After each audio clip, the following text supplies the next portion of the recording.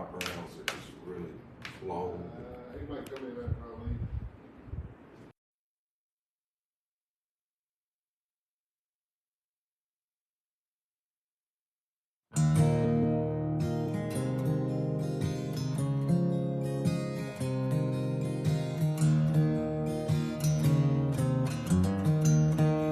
If you started a journey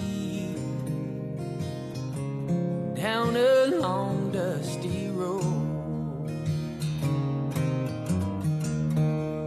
if your heart's been searching for a place to call home, if sin and affliction has led you to grieve, my friend, be encouraged by these words that I speak. May not you weary while on this journey, for you will reap if you faint not.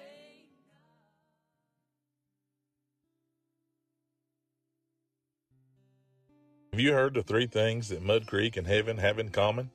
Food, fellowship, and Highway 72 may get you to both places quicker than you think, so drive carefully. I'm James Jeffrey, pastor of Mud Creek Baptist Church. I tell people the best kept secret in Jackson County is in Mud Creek, and it's Mud Creek Baptist Church. 10 minutes from Scottsboro, 8 minutes from Stevenson on the corner of Highway 72 and County Road 181. Look us up on Facebook, or better yet, come see us Sundays at 10:30 a.m. Mud Creek Baptist, making much of Jesus.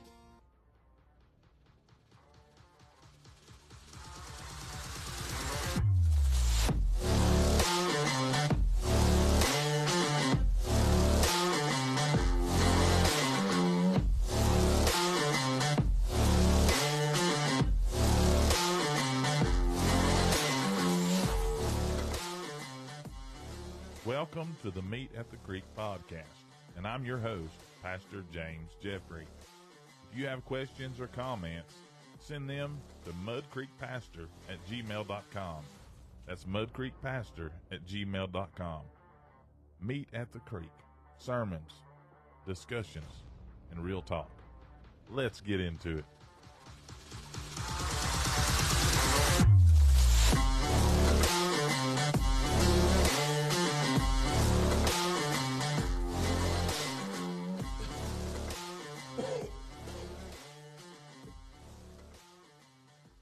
And hello again, everybody, and welcome in to Meet at the Creek.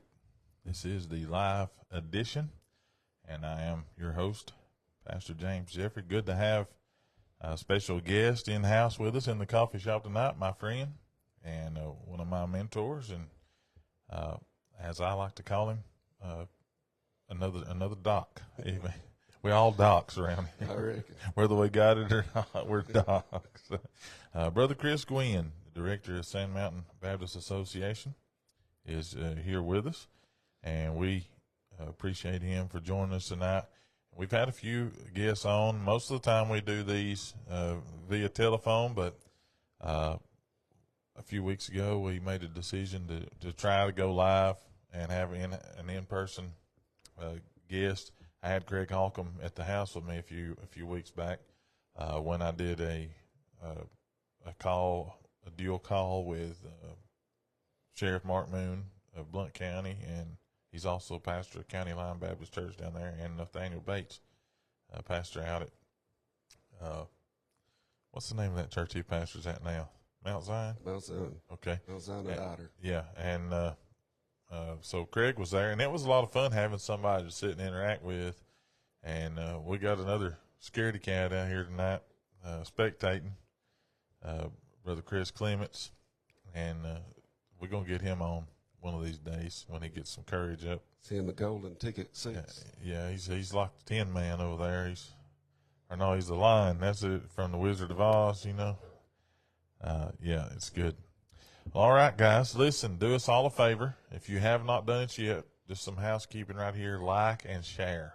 We need you to like the video, love it. If you don't like it, don't hit the angry face. But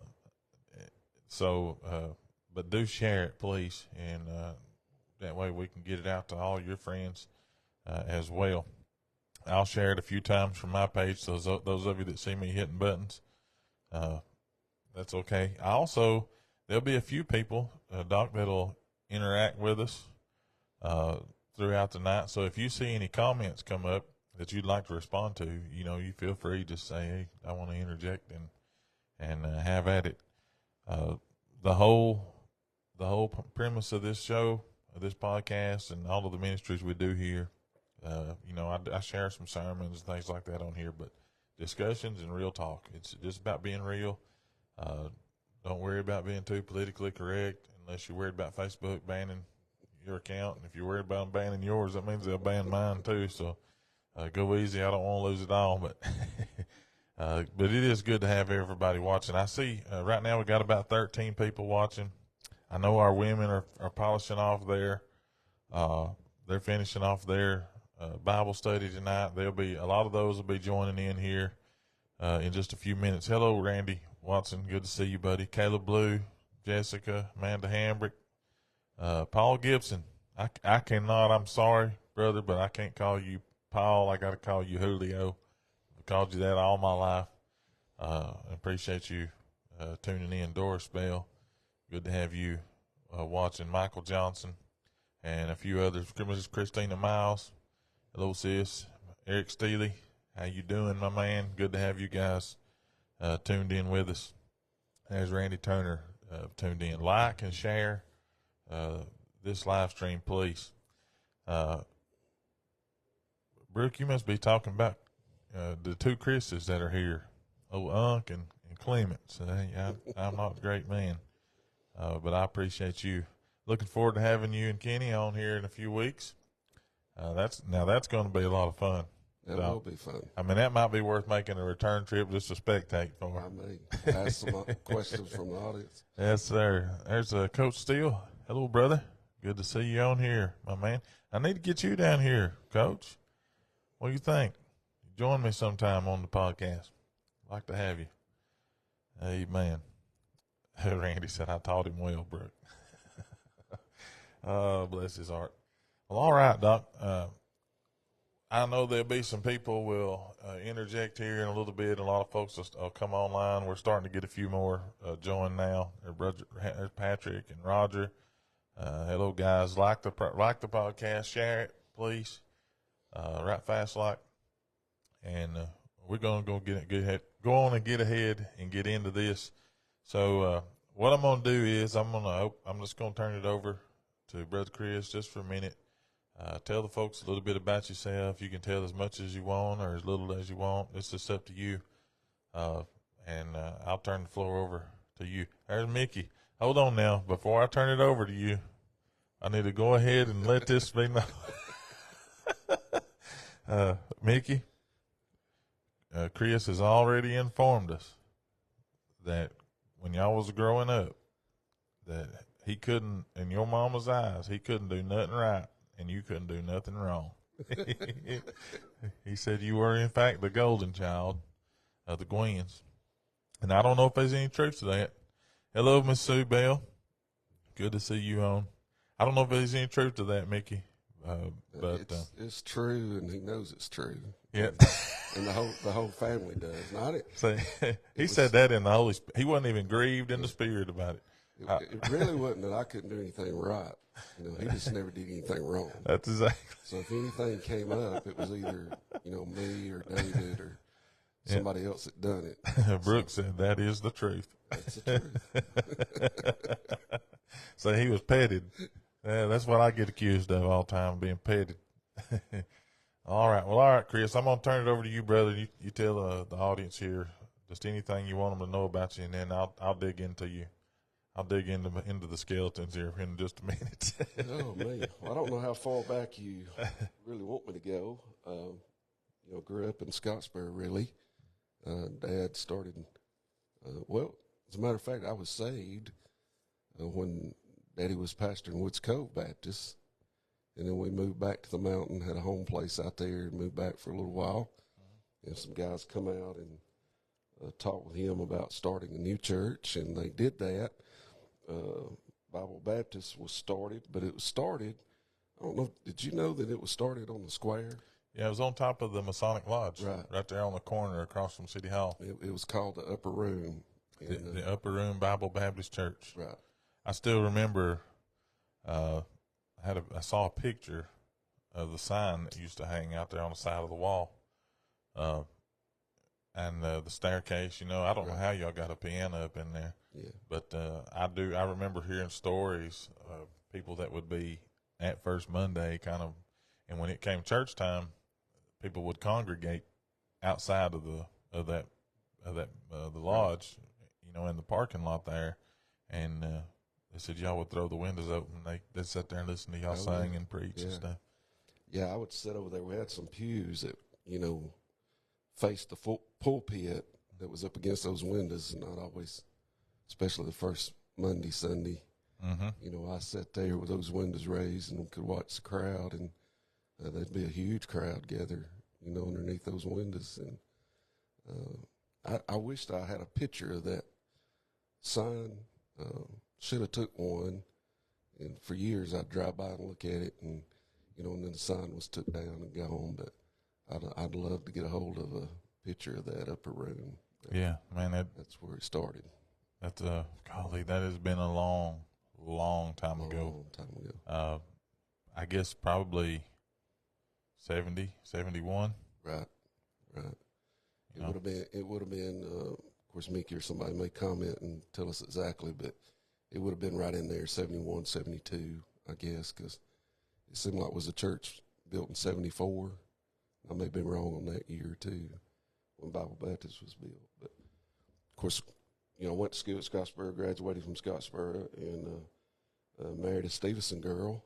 And it was good to hear Coach Hollis last week. I enjoyed that show. I listened to it today, actually.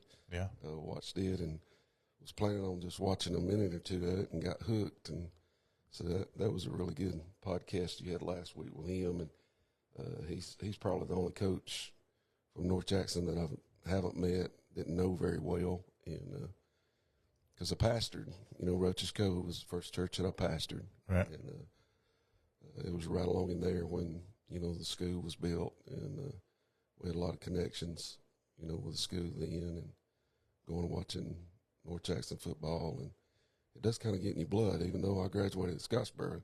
Mm-hmm. If you hang around that bunch and those kids, it does kind of get in your blood. That's the unique thing. And I was talking to Coach about this the other night, and I've had the same conversation with him 100 times. I just can't get over it.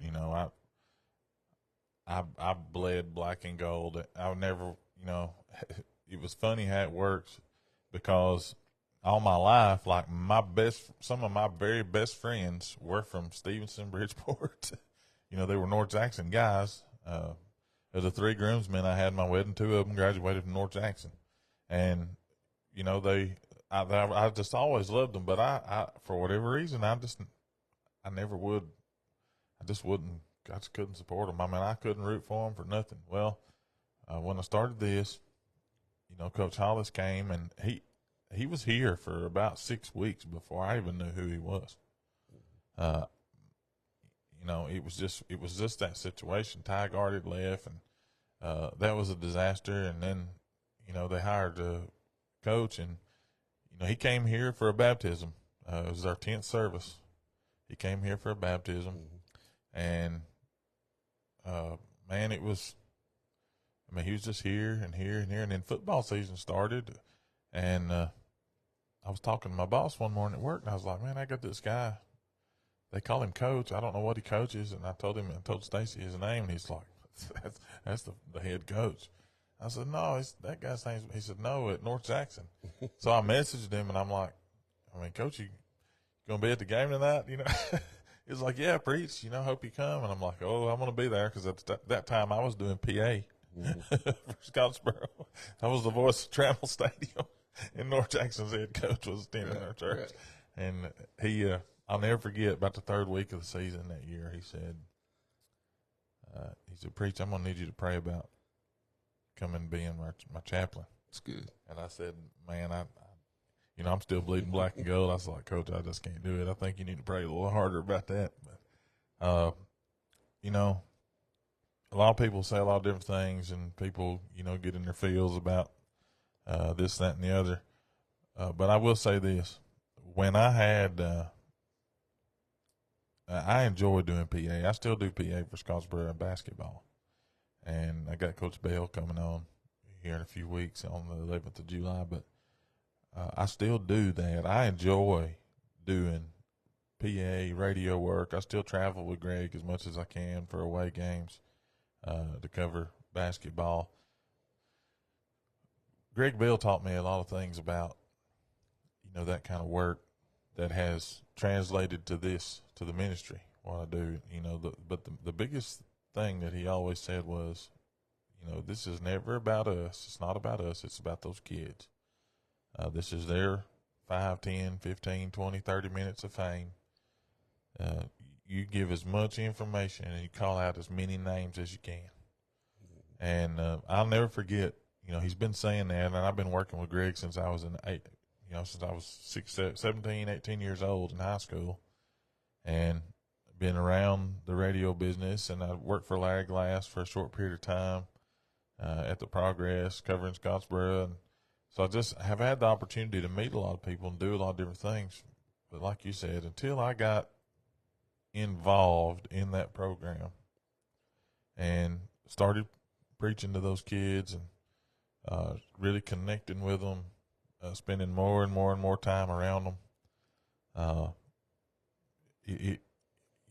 You see them when they're up, and then you see them when they're down, and it's heartbreaking. It's terrible to have to sit there and watch them suffer.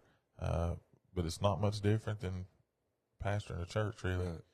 And it's not just what I did. Just wasn't for. I found out it wasn't just for the players. It was also for the coaches, and I spent a lot of time last year, trying to find ways to encourage them through the Word, and just through the devotional times, and just really trying to get around and speak into their lives. And at the end of the season, though, I found out something. They probably affected me more than I affected them. And I felt like I had a brand new family. A lot of people, including, Brad, when I sort of made the announcement that I was going to be doing something different, some people felt like I, was just ditching them. And I don't think people rightly understand the struggle that I had, Right. giving up PA. That's something I'd wanted to do. I mean, I had been trying to get that job, that PA job, for 10 years. I've been lobbying for it. Nobody would ever give me a shot.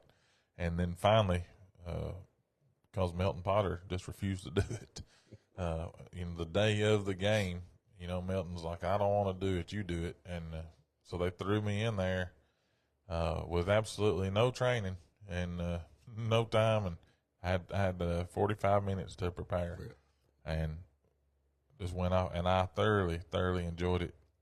But honestly, if I had to give all that up today, and it's like I told Coach, at the end of the day, the ministry had to come before what I enjoyed doing.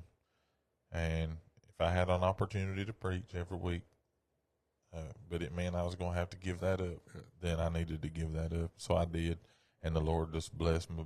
He just blessed me silly. Yeah. So I do understand.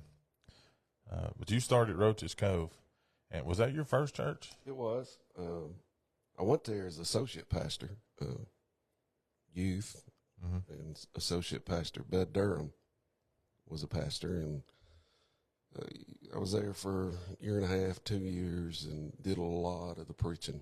Bud was. Yeah. There'd been a lot of times. Sunday school, he'd come in and get me and say, hey, you got it today. A couple of times, even one time I remember you know, he didn't, I thought, man, I'm preaching, you know, today, and Sunday school rolled around, and Bud didn't come in and say anything to me, and choir was singing, and I'm thinking, you know, he's got it today. And about halfway through the choir, he looks over at me and he said, "Hey, you on. When they get done, you go." Mm-hmm. So he taught me to always be ready. Sound like serving under Joe Moore. Yeah. Instant in season and out of season. That's right. They believe in that now. I'll just tell you, they believe you better be ready. They'll get you. I'm gonna do that to Chris Clements one Sunday here. He just ain't. I'm giving him notice now. Ready. We were there a total of 7 years, and man, seen great things there. That church grew, you know, while we were there. In Sunday school, I had a guy at the state office of Alabama Baptist that just kind of took me under his wing, taught me everything he knew about growing a church through Sunday school, and it clicked with me, and that's what we did there. And so I really did not want to leave there, you know, at all when it came time. Actually, you know, the church burned while I was there. And, wow. I had forgot about that. Yeah, the Lord was actually dealing with me before the church ever burned about resigning, and I was kind of fussing and fighting with him over that, and I was having a lot of throat problems and had tonsils took out, you know, and as an adult about killed me. And the week that I came back, I was in the pulpit that Sunday morning. The church had burnt, you know, that night, and so we went through that. I you know, begged God then to let me stay long enough to get the building built back, and because I'm thinking, you know, ain't no way I can just leave them high and dry, you know, without a building, and the Lord did that. We were blessed, you know, within 3 months' time. 3-4 months, you know, we were back in the building, and wow. And I you know, we had Carpenters for Christ that come in and gave us 3 days and dried it in 3 days. Wow. And we were able to pay for the rest of it, and it was down to actually when I left, the carpet had to be put down and just a few minor things, and but they were in good shape. You know, when I did leave there, and went to the mountain, Sand Mountain, Outer Baptist, Second Church. Now, when I resigned, I had no place to go, you know, at all. And the first Sunday out of the pulpit, I preached at a church, Liberty Baptist in Crossville, where John Mays is at now. They were without a pastor, and I preached there on a Sunday morning and went back on Sunday night, and man, had a great day. Folks in the altar, both services saved, and you know, huge choir. And it was the type of church that, you know, I grew up in, shouting going on, different stuff, you know. And we left there, and the next Sunday I preached at Otter, and it was just totally different.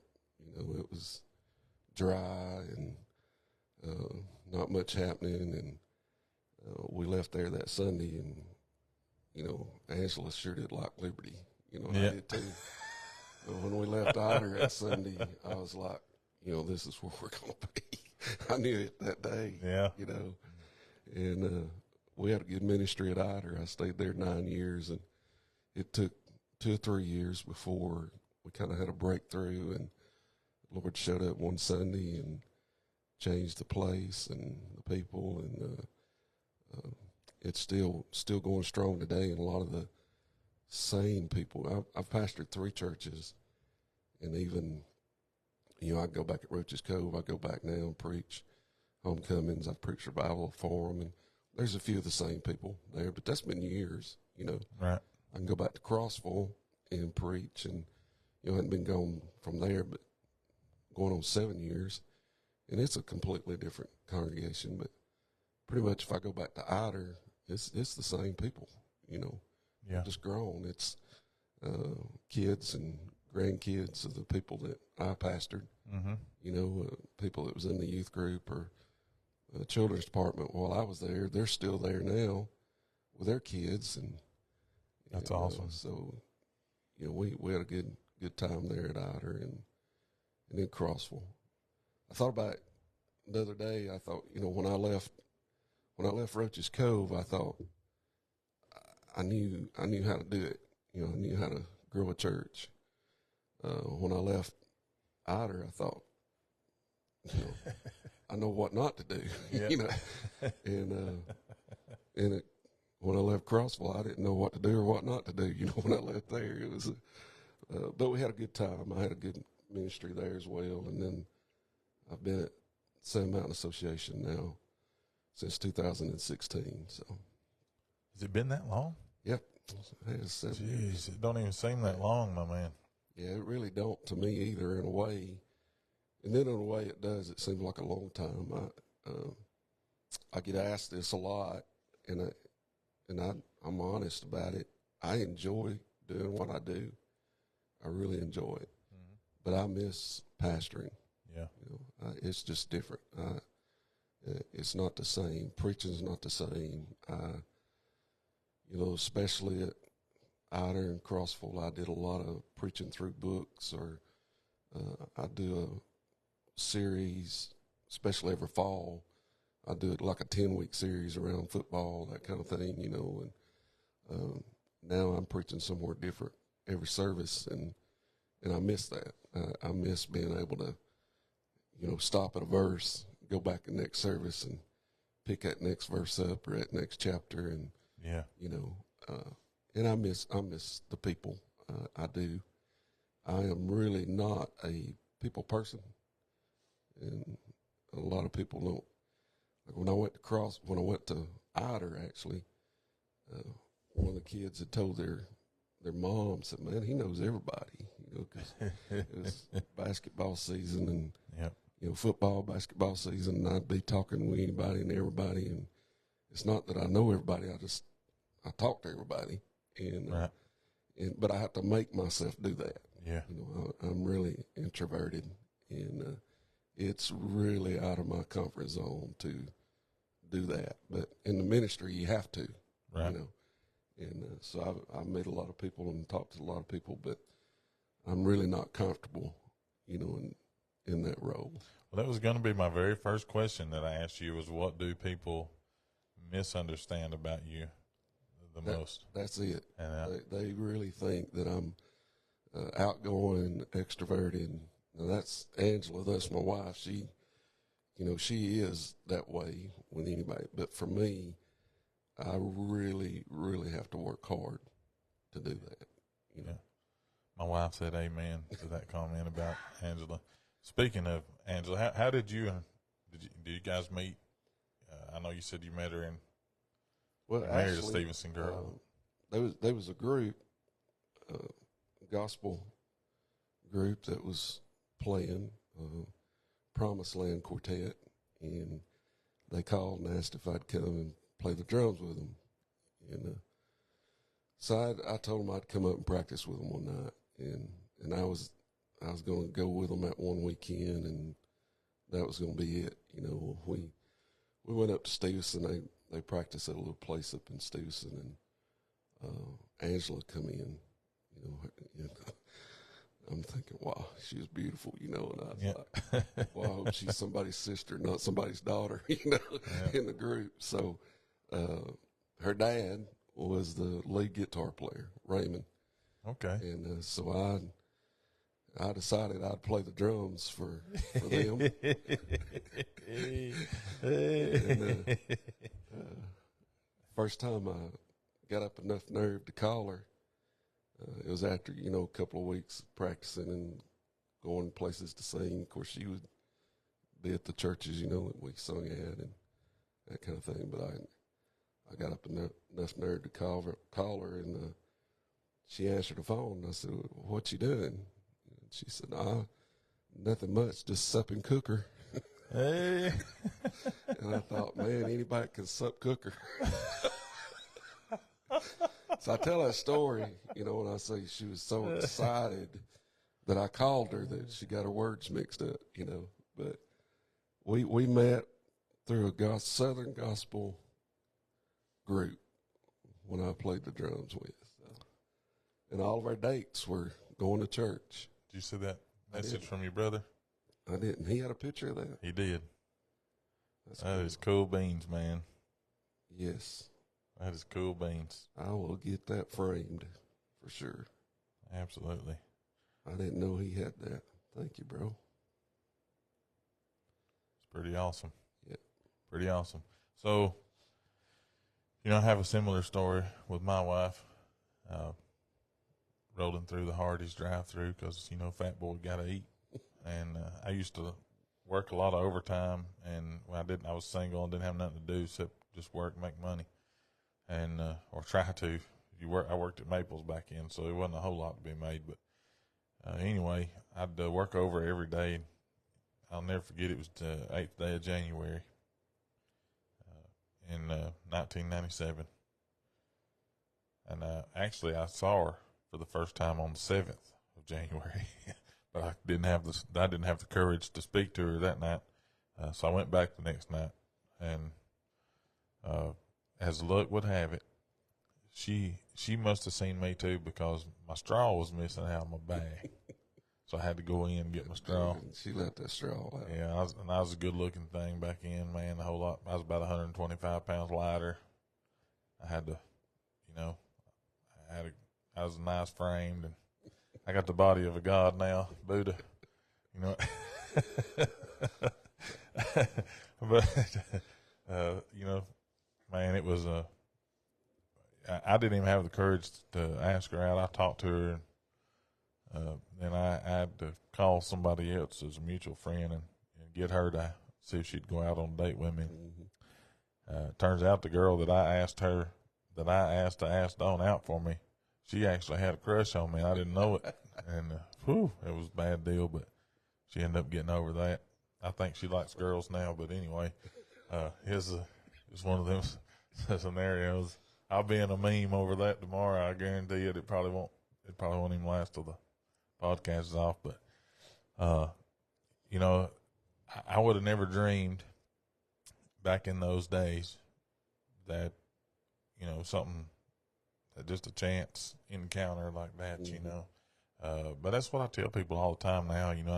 I meet people that spend so much time looking for a significant other, Right. that, they're just, they don't sit around and just kind of let it come to them. Right. The Lord will send you who you need in your life, and it generally comes when you stop looking for it. I was not looking for love when I wandered in Hardee's that day, and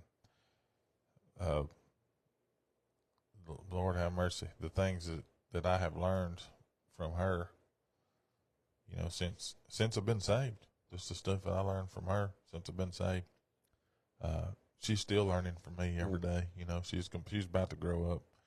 One of these days, I'm gonna make an adult out of her yet, but she's her blood's boiling right now. I'm a dead man when I get home. I guarantee you. Yeah. But it'll be, she said Revelation 21:8. I've had it, boys. It's been nice knowing y'all. How long are we gonna stay on tonight? I'm gonna try to milk it as much as I can. I may pull an all-nighter, just going to work tomorrow, just so I can keep drawing breath. Oh goodness. So, you said just a minute ago, you kind of answered another one of my questions, like when you said when you left Roach's Cove, you thought you knew how to, what to do, and when you left the second stop, you didn't know, you knew what not to do, and when you left the third stop, you knew you didn't know anything. That's kind of the way I feel. This is technically my third stop, so. Well, no, I was at Unity for 1 year before I moved to Tennessee, and then I thought when I left Tennessee that I knew what not to do, and then I was like you after my third one. I just wasn't sure. Matter of fact, when this started here, I didn't want to do anything. I had already called Dustin. I think I've told you the story. I'd already called Dustin and said, "Hey, I'm coming out there, man. I'm done pastoring. I don't want to do it anymore." And then, as fate would have it, it's kind of like the day I found my wife. I found a place that I fell in love with, and The Lord worked it out, just dropped it all right in my lap, and He provided every step of the way. And He's doing great work. And, you know, all I do is just pray and preach and try my best to love people best I can. And I don't do great at that, but I do try hard. So I want to ask you kind of an off-the-wall question, Doc. If you could be remembered for one thing, what would you want it to be? Oh, wow. I think others. That I put others first, you know, that I cared about others. That's tough. That's a tough question. But, yeah, I think I would want to be known as somebody that was not selfish, somebody that put others first, you know. Yeah. Of course, you know, we're to love the Lord first, for sure. Right.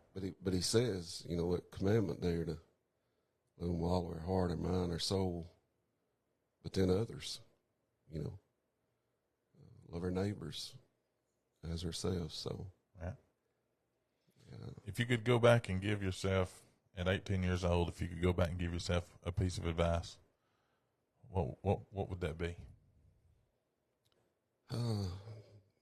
Don't sweat the small stuff. You know, try not to fix stuff. Just trust. Keep your faith. Don't worry about the stuff you can't control. You know, Lord will take care of all that. Yeah, absolutely. Who would be the 3 most influential people in your life? Oh, my dad, for sure. You know, his ministry, he was just a real deal, and he was real at home, just like he was in the pulpit. So I grew up with that. You know, he was not one man at home and then another one in front of other people. Right. And that's the way I've tried to be. So he would be most influential man in my life for sure. But then there was so many other guys that when I first started out that helped me, and some, you know, would be guys that other people wouldn't look at maybe.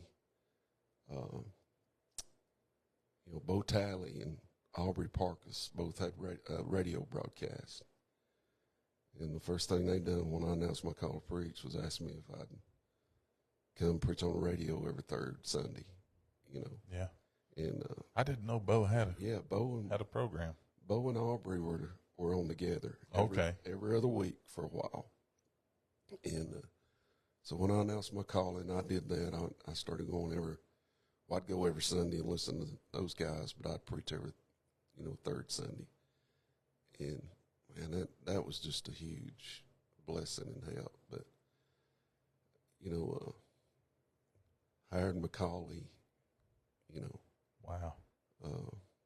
Donald Jacobs, you know, helped me a lot. Bud Durham, of course, Bud gave me my first opportunity in ministry. And, you know, he calls me one Saturday and just asked me to pray about coming and helping him out, you know, and that door opened for me. And he did not know I'd been outside praying all night long. You know, oh, wow. I knew there was something that I was supposed to be doing besides just going and preaching different places every week. And I'd been praying all night long and come in the house and, you know, about 7 o'clock he calls, 7 in the morning. You know, he's on his way to work. Yeah. Said, hey, man, I want you to pray about something. I didn't have to pray about that, you know. Yeah. And so that was huge. Yeah. And, you know, so a lot of guys like that just really, really helped me out, you know. Yeah. If you could live anywhere in the world, where would you like to live?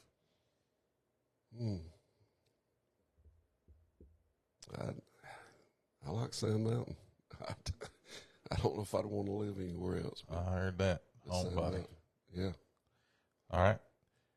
Now, I mentioned this question earlier, so you had a little bit of time to think about it. If you could have coffee with one individual, one person, one historical figure, let me branch it out. If you could have coffee with one person, would it be current or in history? Who would it be? I heard Coach last week say Jesus. You know, Yeah. that's the Jesus answer. That's the Bible school answer that you're supposed to give. Yeah. You know? Well, let's say this. Certainly. If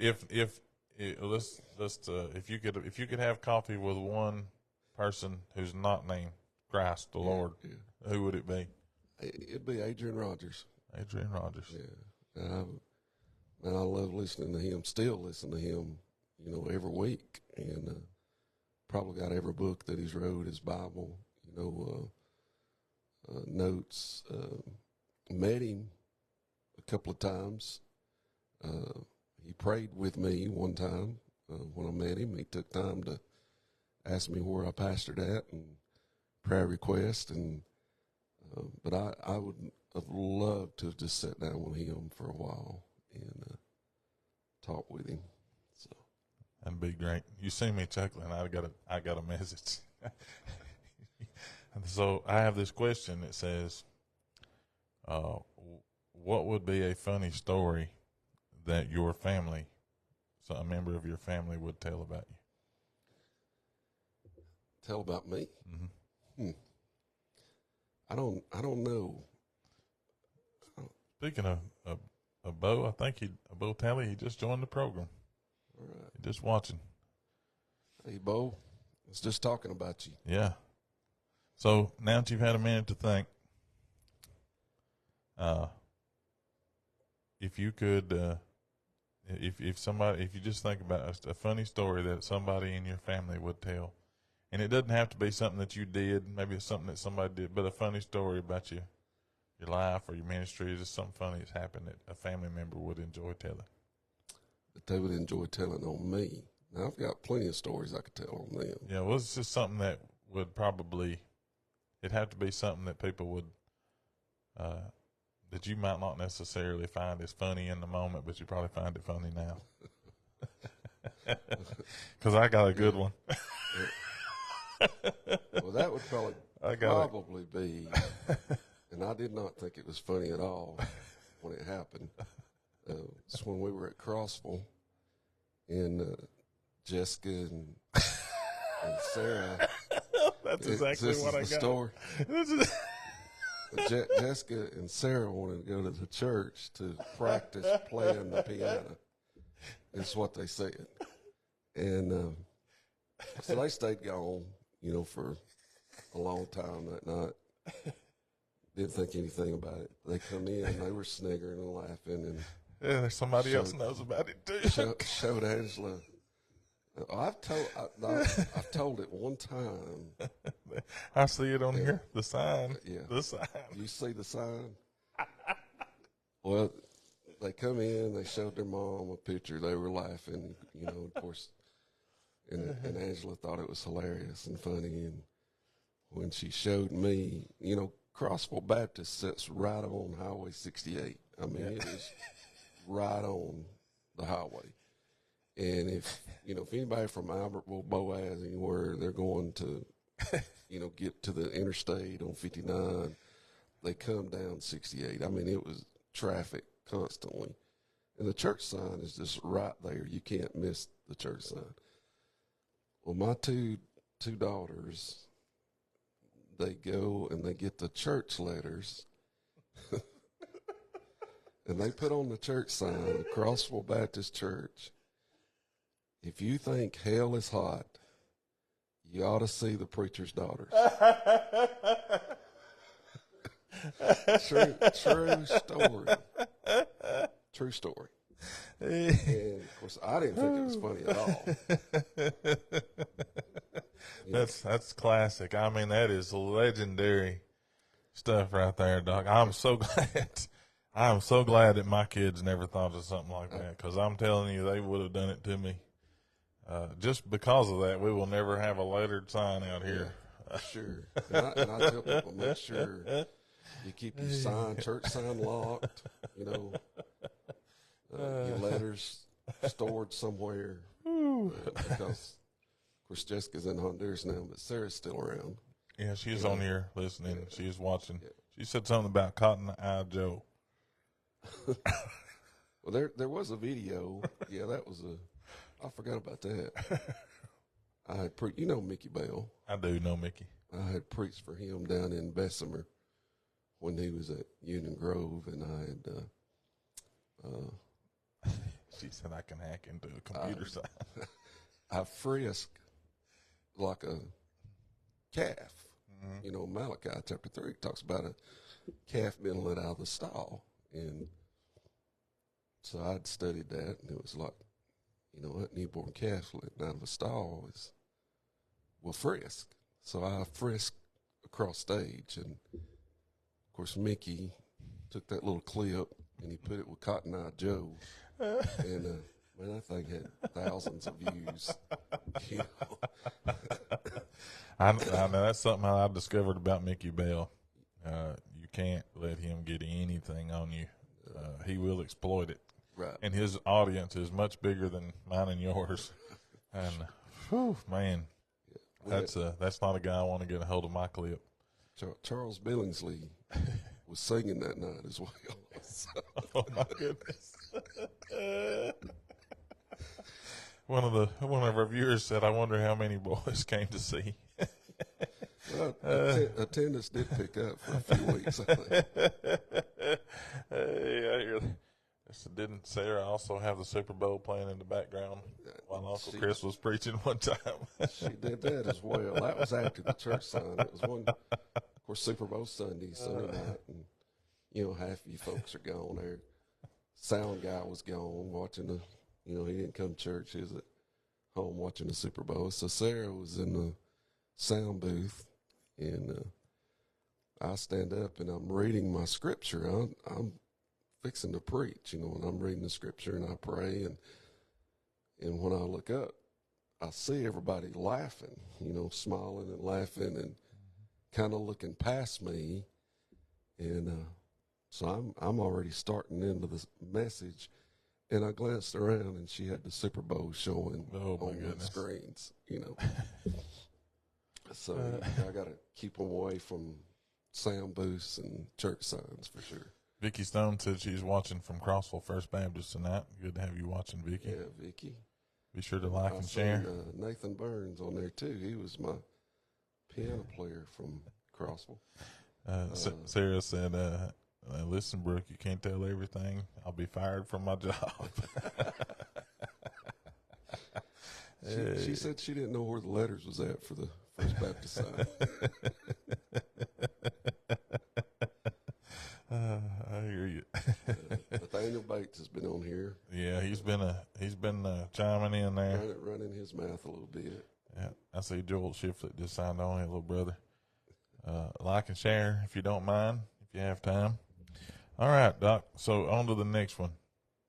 If you had to write a book tomorrow, what would you write about? I can't write a book till a few more people die. And when a few more people die, then I can write my book. I'm going to get right to the next question. What would be the title of a book that your worst enemy wrote about you? I can't wait to hear this. I don't know. I'm sure there's some folks that don't like me, but I don't know if I know them, really. I don't know. So you don't know what the title? I don't know what the title would be. I don't know. I don't know who might write that book. I could think of a good sarcastic one, but I'm not going to say that because I like you. I'm not your enemy. Say it. I try to make a habit out of keeping my friends. Oh goodness! All right. If you had to eat one meal for the rest of your life, what would it be? Steak and lobster. Man, you guys And somebody said we can call this section Heat Seat at the Creek. That's for sure. I'm sweating over here. I'm sweating. What do you think the world will look like in 50 years, Doc? Oh, I don't think we'll be here, man. Me and you probably won't be, but the world might be. That's the Lord. I don't know if the world will be. I for the life of me, I can't understand how things have got as bad as they have got in the last 10 years. Yeah. The last 10 or 15 years, there's been so many changes that, I'm just surprised every day that the Lord hadn't already come back, with the stuff that's going on. So I don't perceive there being a world, in the next 50 years. I can't see how they can be, Yeah. Yeah. So we've got a few comments. Robbie Hass said to tell you hello. Said he went to school with you, and he said something about your one meal needs to be a protein bar. He's got that right. I remember the first time that I actually got to meet you, Doc. I think we were having. The first time I met you was up at David Smith's dad's funeral. This first time I think I actually got to sit and talk to you for just a minute. And then the second time was when I actually got to talk to you, and I was being serious, but you cut a joke, and I didn't. I mean, I laughed, but I really didn't know how to take it at the time. When you said it, I was like, do I need to laugh? Do I not need to laugh? And I'll tell you what it was, and then you'll understand. I was at Bible Baptist. Brent Carr was preaching revival, and you came walking in the parking lot, and I said, I know it wasn't Brent Carr, it's Chris Cornett, and you came walking down in the parking lot, and you said, I said, I'm glad you came. I was wanting to talk to you about Body for Believers. You said, oh, I can't tell you nothing about that right now. I'm on Body for Backsliders. And that's for sure. Yeah. And I didn't know what to do, so I just laughed and rolled with it, and I hope I didn't offend you. I could write that book right now. Body for Backsliders. Yes. I could write that. Oh, goodness. I don't remember saying that to you, but yeah. Oh, man, it was so funny. I have never forgot it. And every time somebody says something about Body for Believers to me, I always respond with, oh, I'm on Body for Backsliders right now. So I have used that. I hijacked that, and I have used it over and over and over. That's funny. I think that's one of my favorite things to say. All right, we're going to get down into the ministry leadership part, because this is where I really want to get to anyways. I got about 11 questions, 10, 11 questions right here. Name something that's happened in your ministry that you didn't expect. It can be good or bad. Something that I didn't expect. Well, I certainly didn't expect to be doing what I'm doing now, I can see that, really. Right. When I was first called into the ministry, I didn't want a pastor at all. I just wanted to be, an evangelist or, whatever, help guys out. And but then, God called me to pastor, right? And I know He did. And I never thought that I would serve, in the role that I'm serving. I think that I'm there because I have always loved pastors. I've always wanted to take up for pastors. Even you get around a group of guys and other pastors, and you hear about somebody that's fallen and in ministry, and preachers can be worse than the beauty shop, right, at times, of gossiping and talking. And it always just broke my heart to hear, other guys, downing somebody or telling, they failed, they were fired, right, because they did so-and-so.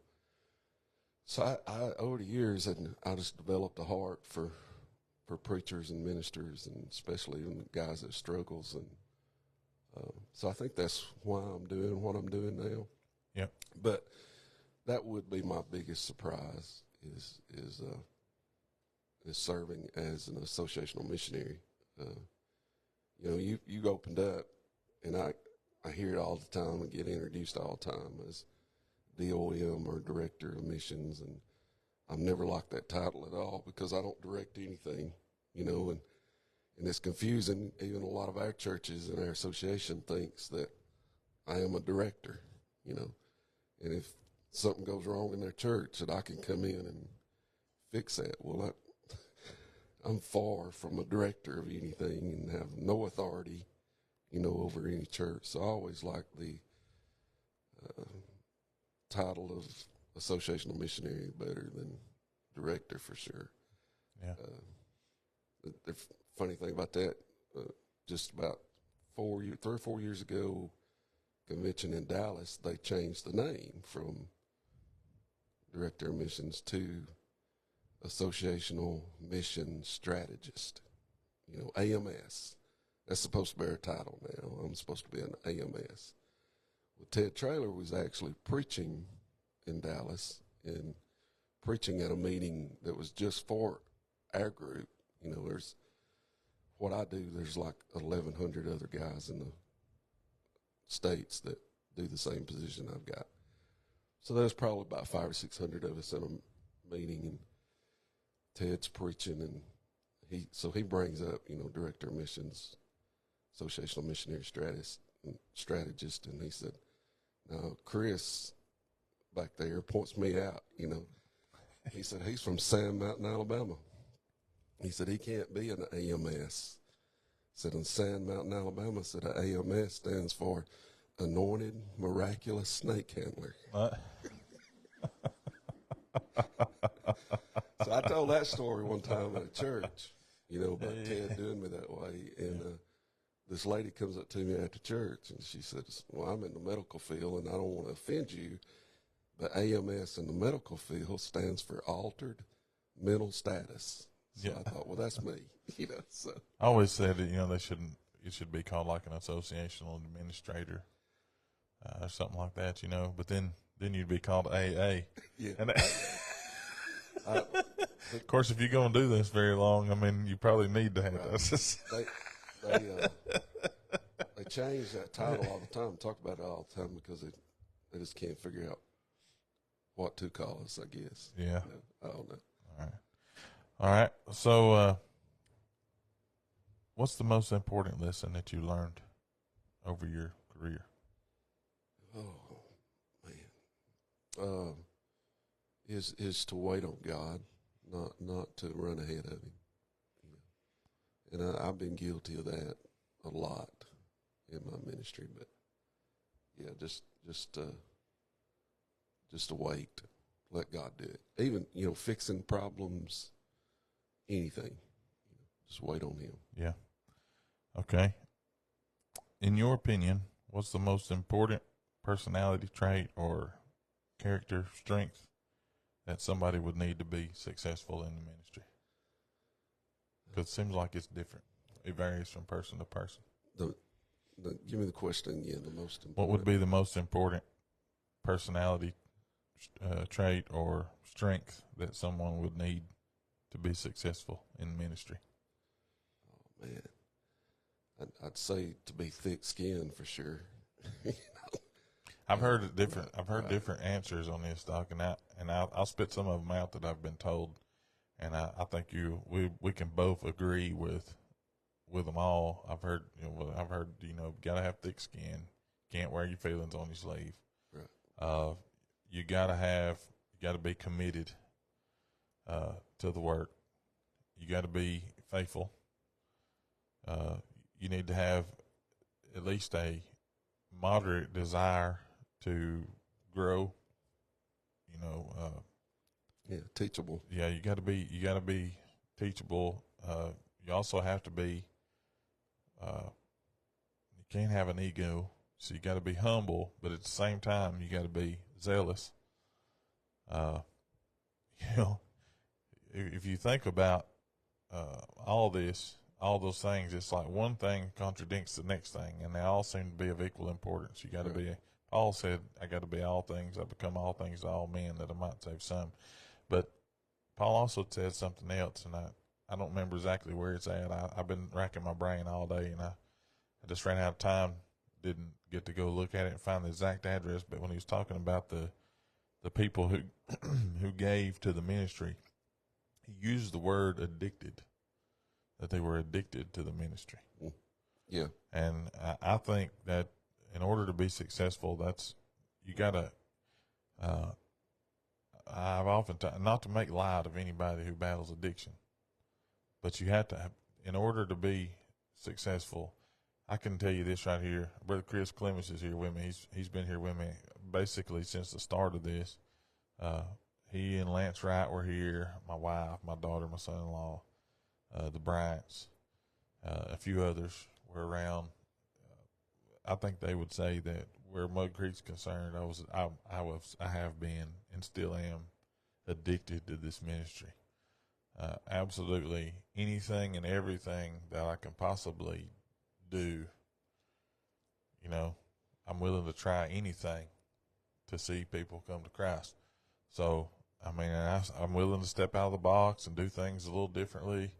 But that's the best word that when I think about all the different words and definitions that people come up with and use, all of it goes back into the kind of emotions that an addict feels. I mean, you want to quit sometimes, but you can't. Right. Right. You really have to be addicted to it.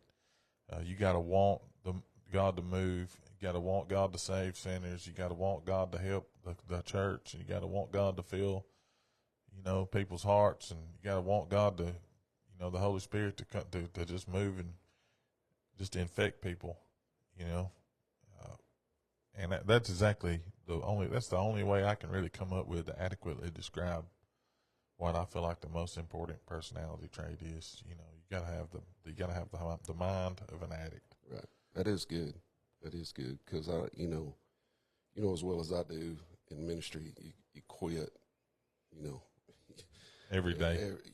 Almost every day. You want to, but you can't. Yeah, I mean, if it's just I know people, they look down on you for saying, "Well, I can't believe you would say that," but it's not always because don't misunderstand what I'm saying. If you're listening or watching, it's not because people are all time giving us fits. That does happen, and sometimes I guess that probably works against some preachers. But I think what hurts me more than anything, my mind works against me more than other people do. The feeling inadequate, I'm not smart enough, I don't know what I'm doing, I'm not old enough. It's always something. Yeah. It just every deficiency that I have, it's I think your sister said, "Smile, little brother. Your favorite is watching." You see, she's your favorite, and Mickey is your mom's favorite. So there we go. Hey, she probably missed that, but she would agree. Yes, I believe she would.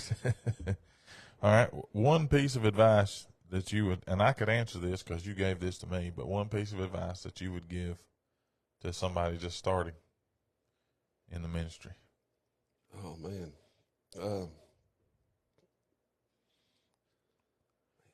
just to stay. I'm not sure what I said to you, and I don't think I say the same thing to everybody. When I talk to them about this, but just to stay faithful. Don't give up. Just hang in there.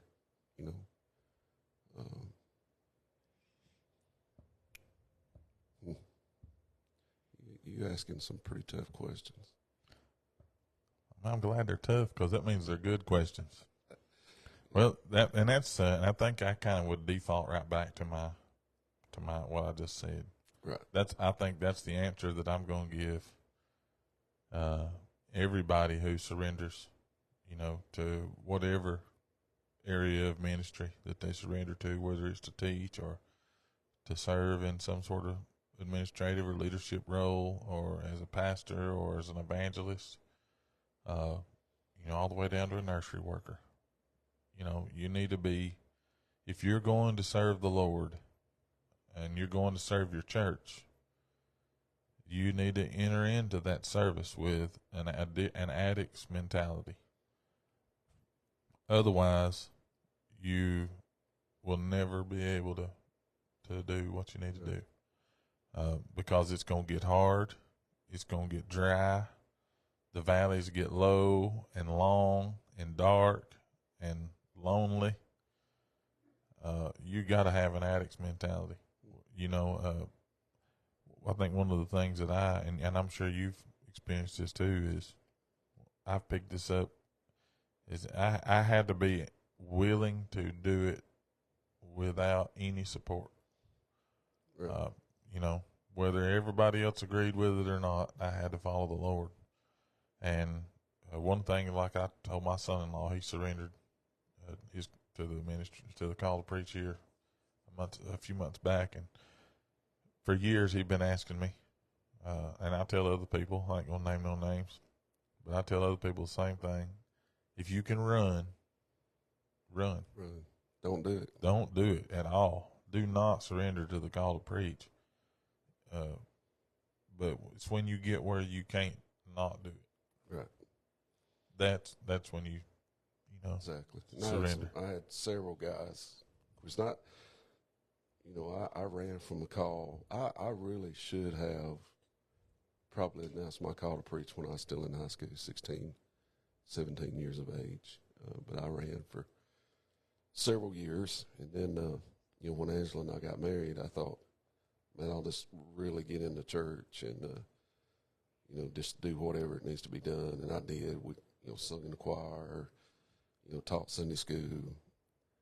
I'd go talk with guys, preacher friends of daddies, and, about being called. And every one of them would give me the same answer. If you just ran, if you can do anything else, then do it.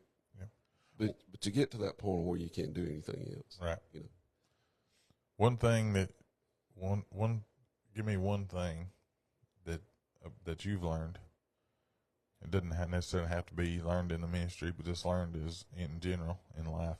One lesson that you learned that you think everybody should have to learn.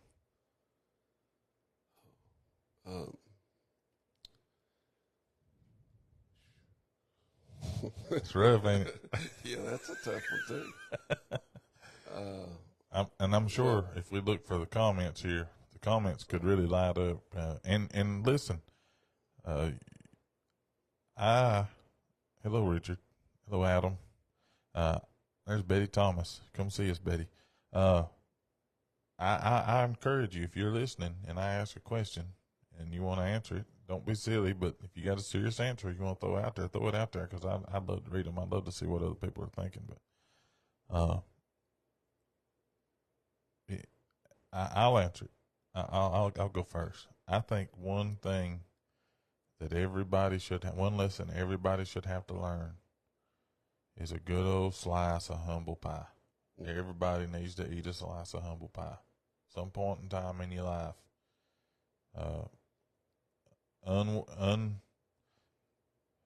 What's the word I'm looking for here? Unwarranted. You need to be humbled, unwarranted. Something gets done to you and humbles you that you didn't ask for, you didn't bring it on yourself. It's just something happens to you that just humbles you, and you have to embrace the suck and just live with it. I think that's a lesson that every single person needs to learn. As bad as that sounds, everybody needs to learn that. And I have reasoning behind that too, and it's because my wife says we've had the whole factory. I agree.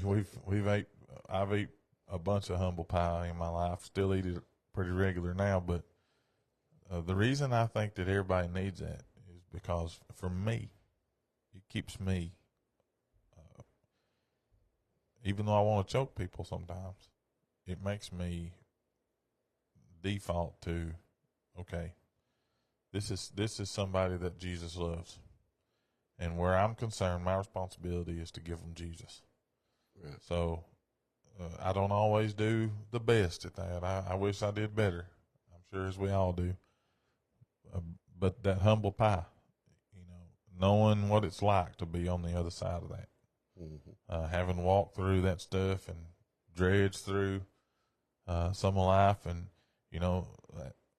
like I still remember what it was like to be out there and be at old rank center, as Brother David Hampton used to say, the dogs and the cats used to talk bad about me.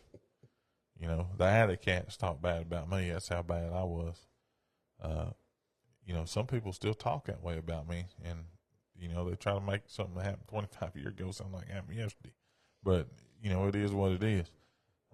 But then on the other side of that too is, like you said just a minute ago, like I run into so many people that have fallen, and they fell short in their walk. Preachers, deacons, just lay people, just regular church folk. I have to remind myself all the time that I used to be that guy. Sometimes I want to hold my Bible up and thump people on the head for laying out. They're kind of like that movie Coach Carter when they talked about a junior battle. He's like a shooting star. We hardly ever see him, but it's always pleasant. It's always nice when we do. That's the way. Sometimes I'm just like, what are you doing? Skipping the fellowship of God's people. Not being in your place, not connecting and being part of a local body of believers. It's detrimental. And you want to just shake folks and say, what don't you understand? Right. But I have to remember that I used to be that guy. Right. And so I try to meet people when I speak to them the way that I would want somebody to try to talk to me. I think that's been very effective. Not near effective enough because a lot of people still do it. But having that humble pie, man, having walked through some of that stuff, see people that are hurt, I identify with their hurt. I run into people that have been abused verbally, mentally, physically, spiritually, and I remember that too. I know what that feels like. Right. And, being humbled has been a life lesson that everybody needs. I think everybody. And I know that's something that's gravely missing in our society. We live in a society right now, people who nobody wants to be humble. Everybody wants to be right about everything. Right. And I totally get it, but you can't be right about everything. The only thing that's really pays to be right about is the Lord. Yeah. And, that's what I was fixing to say is you got to learn that you don't have to be right, about everything. You don't have to. I've learned over the years that I don't have to speak up, on everything that I know's right or wrong, and just back off. If there's something that needs to be handled, let the Lord handle it. And when I first started out in the ministry, I wanted to be right. Absolutely, I get it. Right. All right. Did you always want to be? You've answered this already, but did you always want to be? I'll just use this. I'll just say a preacher. Did you always want to be a preacher? No, for sure. Did you always want to be a leader? No, I don't think I've ever desired really to be a leader. Even in my ministry, I tried. Every church I pastored, and even now, I try to get good people around me, and leaders, strong leaders, and I try to let them, even if there's something that I know that needs to be done, just kind of guide them in a way that they see that, and maybe it's their ideal, and let them run with it, and then me then playing the support role of encouragement. I even told like one of the churches that I was talking to, they asked me what I felt like my, what I did best, what I needed to work on, and one of the things that I said was, the administrative part, the leadership part, was a weakness, but because I've known that my whole ministry, pretty much, then I try to get good leaders around me, Right. and let them lead. One thing about your job or the ministry that almost nobody agrees with you about.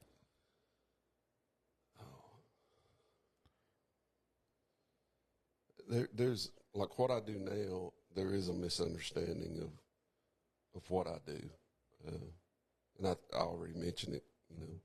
Even in our own churches, we have in Sand Mountain Association we have 30 churches. Jackson and DeKalb County, about half and half in those two counties, and then but I'm in a lot of churches, that's not part of our association, and try to help a lot of churches out. But in a lot of those churches I go to, but even some of the churches that are part of our association thinks that I'm over their pastor, I'm kind of like the boss of all them, and that's so far from the truth.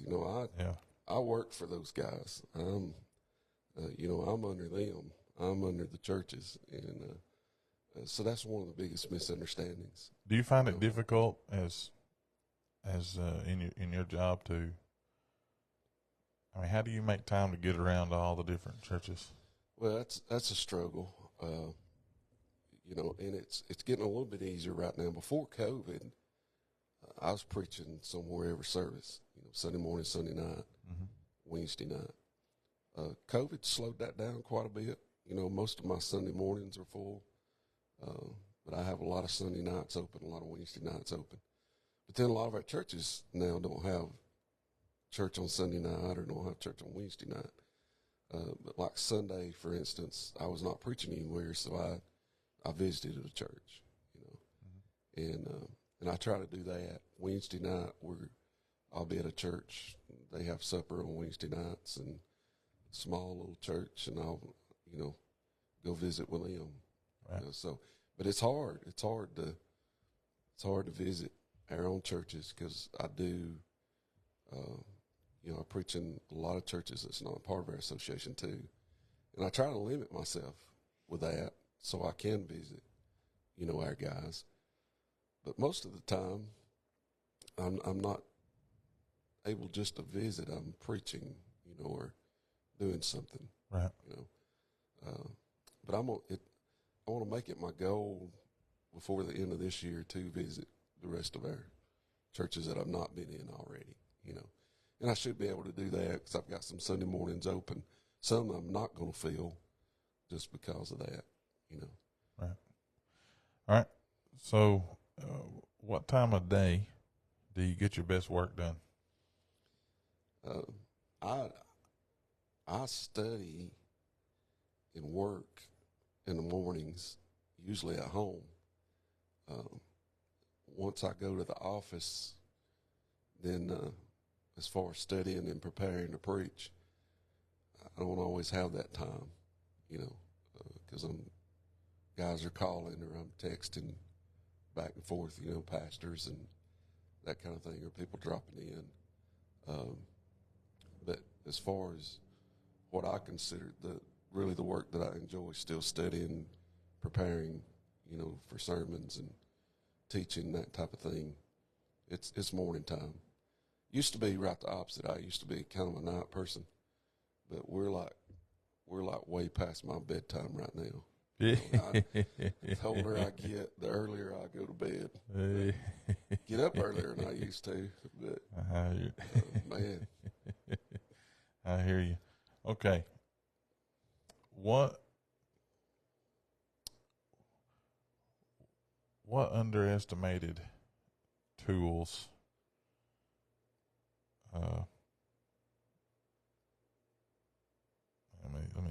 Let me rephrase this. Let me do a shout out while you're All right. And I'll rephrase that. I see Craig White, who's pastor at Pisgah Baptist. He's in here. I seen earlier, look back and see, Adam Hatfield. I don't know if Adam's still watching or not. He's pastor down in Jacksonville. Yeah, I gave him a shout out too a little earlier. He actually sent me a message, boy, and man, I'm sitting here thinking about it now, and I apologize, Adam. I have not gotten back to you, but I am going to respond to you. And if I don't respond to you by in the morning, just give me a little reminder, because I do need to explain something to you there.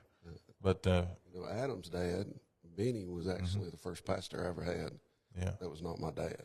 Yeah. And he was at Bible Baptist for a short period of time. Right. So I consider him my first pastor.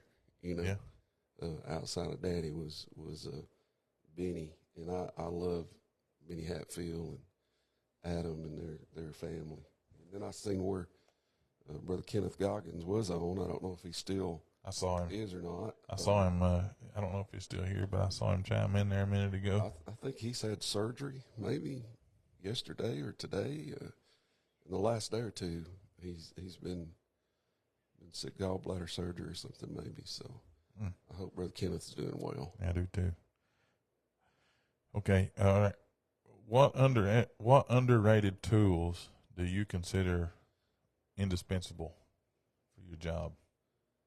I know my answer. Patience. In like what I'm doing now, it's I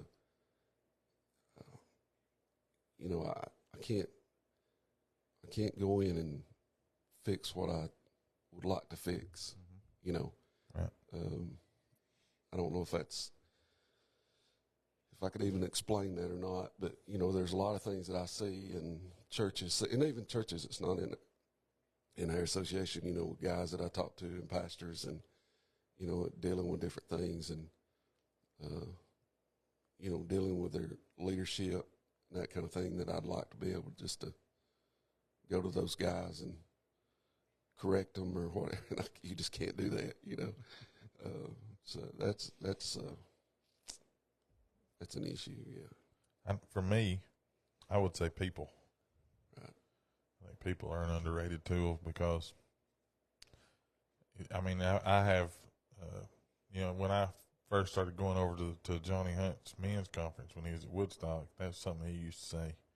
And I know Johnny's had his fair share of issues.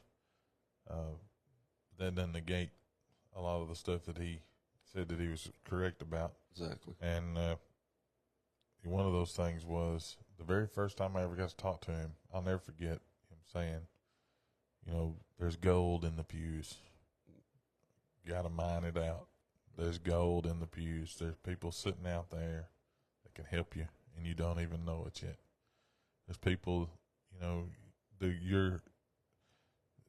fastest, the key to doubling your church is sitting in a pew, not doing anything right now.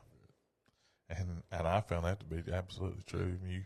You get somebody, just catch a little steam, get on fire for the Lord, man, that it'll change the face of your church in just a few weeks.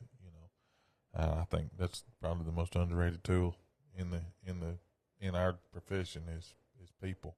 As pastors, you're in a little bit different spot, so I could see that, needing more patience.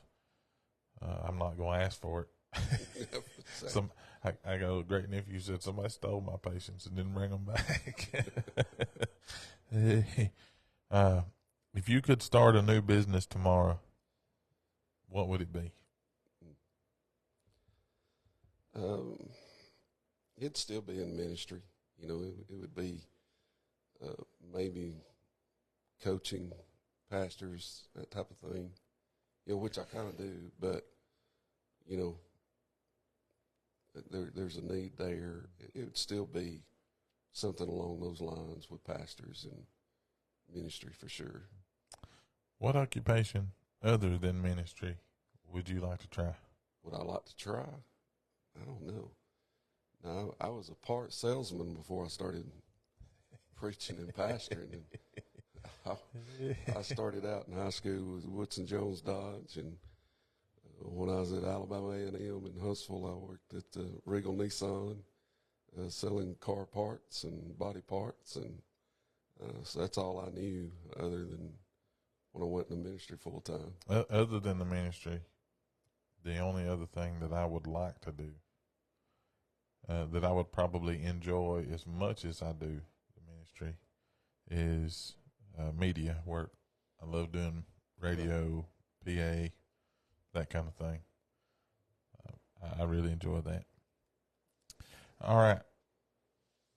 What are 3 books that you recommend to this audience? I read constantly. Just a little book. I just read it the last couple of days. It's called From Start to Finish. I can't even tell you who the writer is. Just a little book I picked up at the convention last week. It was given out free. There's a lot of good stuff to that, because that's where I'm at right now. Is in my ministry is I want to finish well. That's been my desire. It's been my prayer the last few years, and the older I get, I want to finish well. I've had a good ministry, good start, good middle. Everywhere I've been, the Lord's blessed me. I want to be able to go out that way, right. And so that little book just kind of personally to me had a lot of good stuff in it. And there's so many ministry books that that's been invaluable to me. Adrian Rogers, Whatever Baptists Ought to Know, is a book that I'd recommend to any pastor or to any lay member, really. Jerry Vines, Power in the Pulpit. Good gracious, that book's one that I've read multiple times, over the years. But I've got a lot of books that I would say, man, if you don't have it, you need to get it, read it. I think probably my three favorites. I liked the Bible, number one, the best book that I ever read. The second one, believe it or not, is a book by Kyle Idleman called Not a Fan. Yeah. That's a great, and it's got a whole video series, and I watch the videos periodically just to give myself a refresher about it. But the if I could only have the Bible and one other book, I would want the Bible and the Old New Testament commentary. Some people call it the B series by Warren Wiersbe.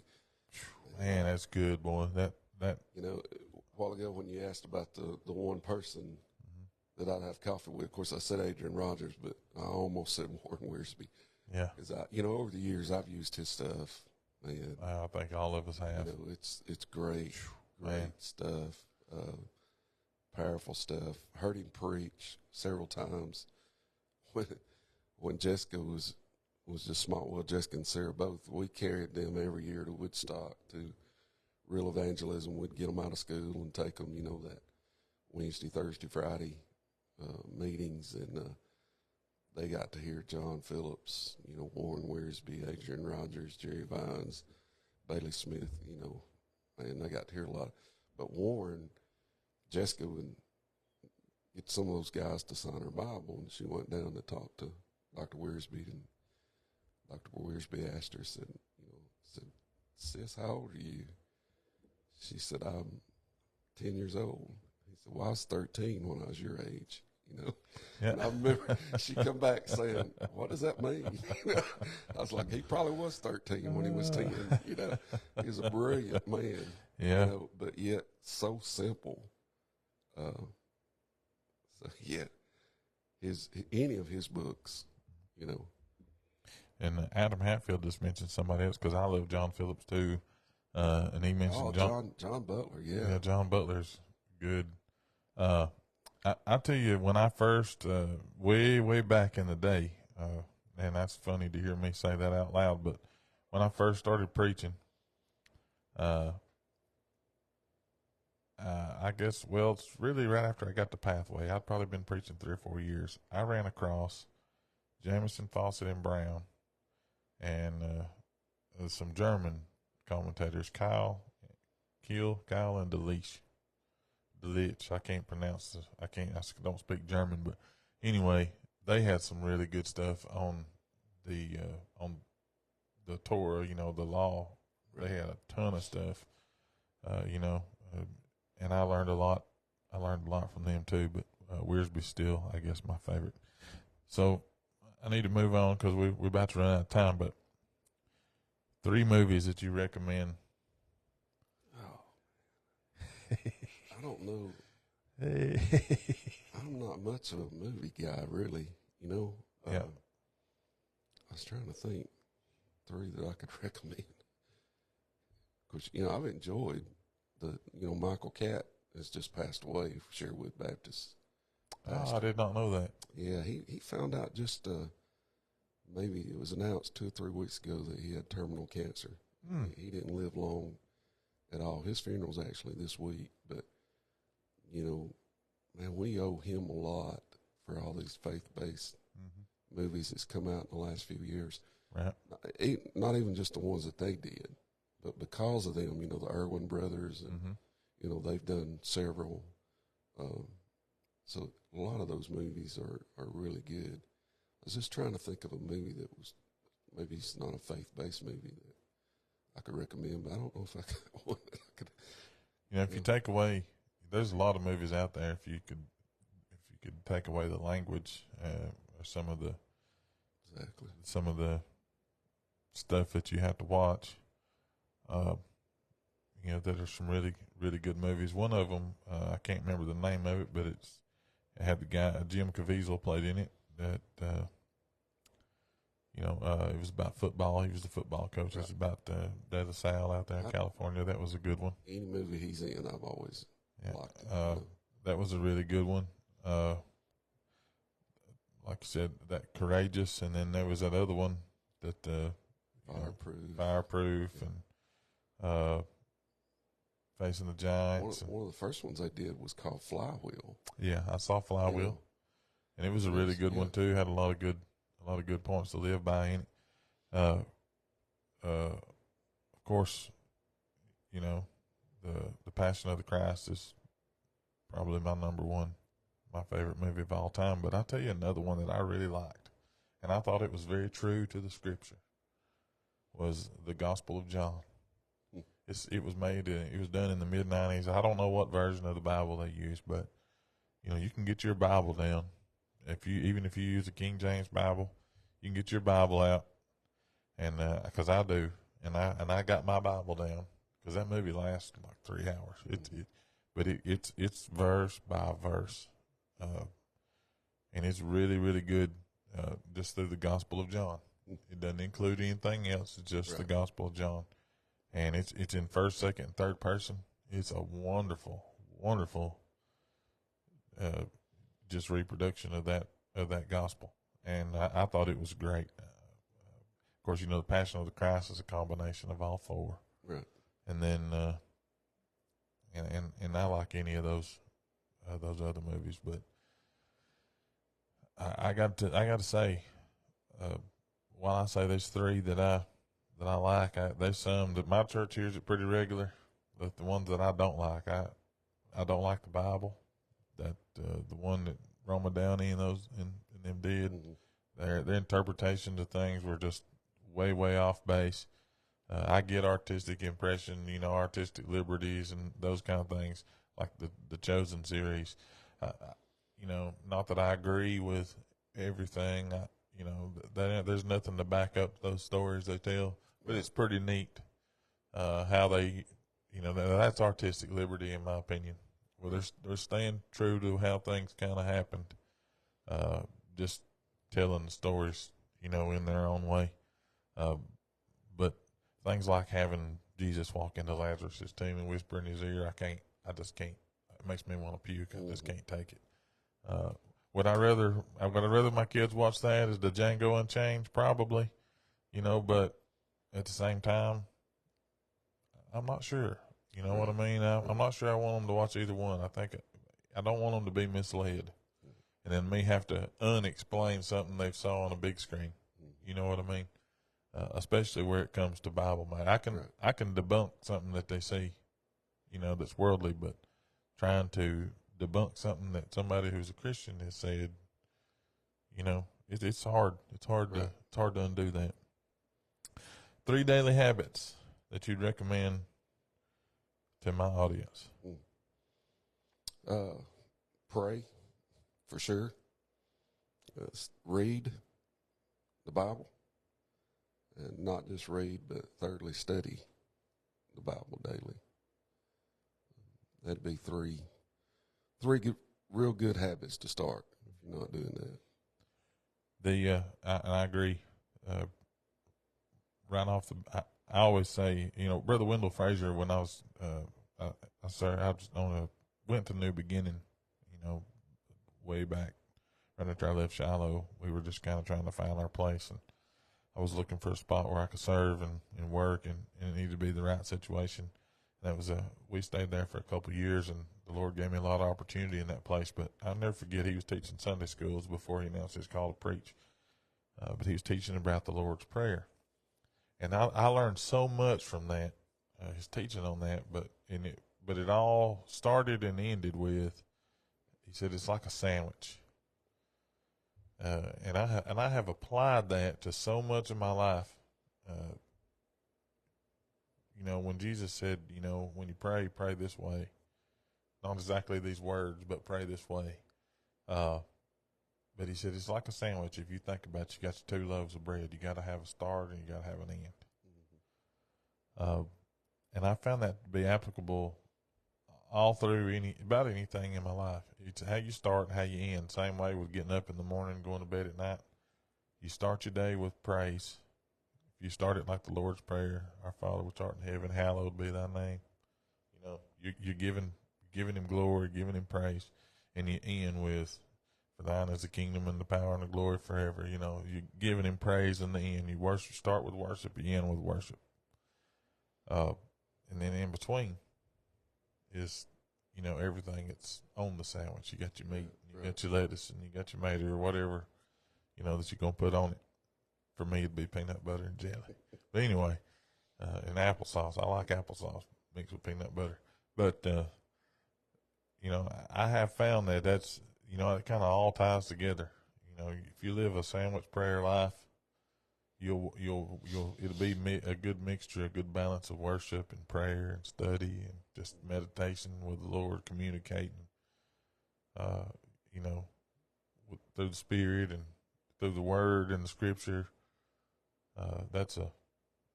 That kind of bundles into one habit, you know, one big old habit for me. Right. Another habit I always tell people, you know, to be a creature of habit. There's some good things about discipline. You know, developing a habit can be good or it can be bad.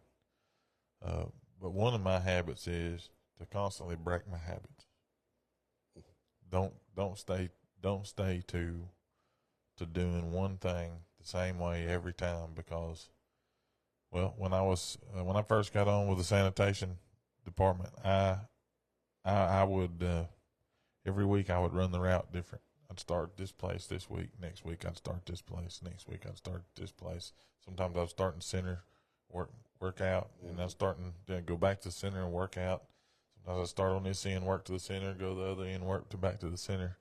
You know, and I was always switching it up. The guys that would ride with me were like, you got me all kind of confused. And I said, well, listen, the reason I do this is so that no matter what happens while we're out here, if I have to take an alternate route, I always know the fastest way. If something happens and goes wrong, I know the next fastest way to get this done. It's always about efficiency for me. Yeah. It's always about challenging myself and providing myself obstacles.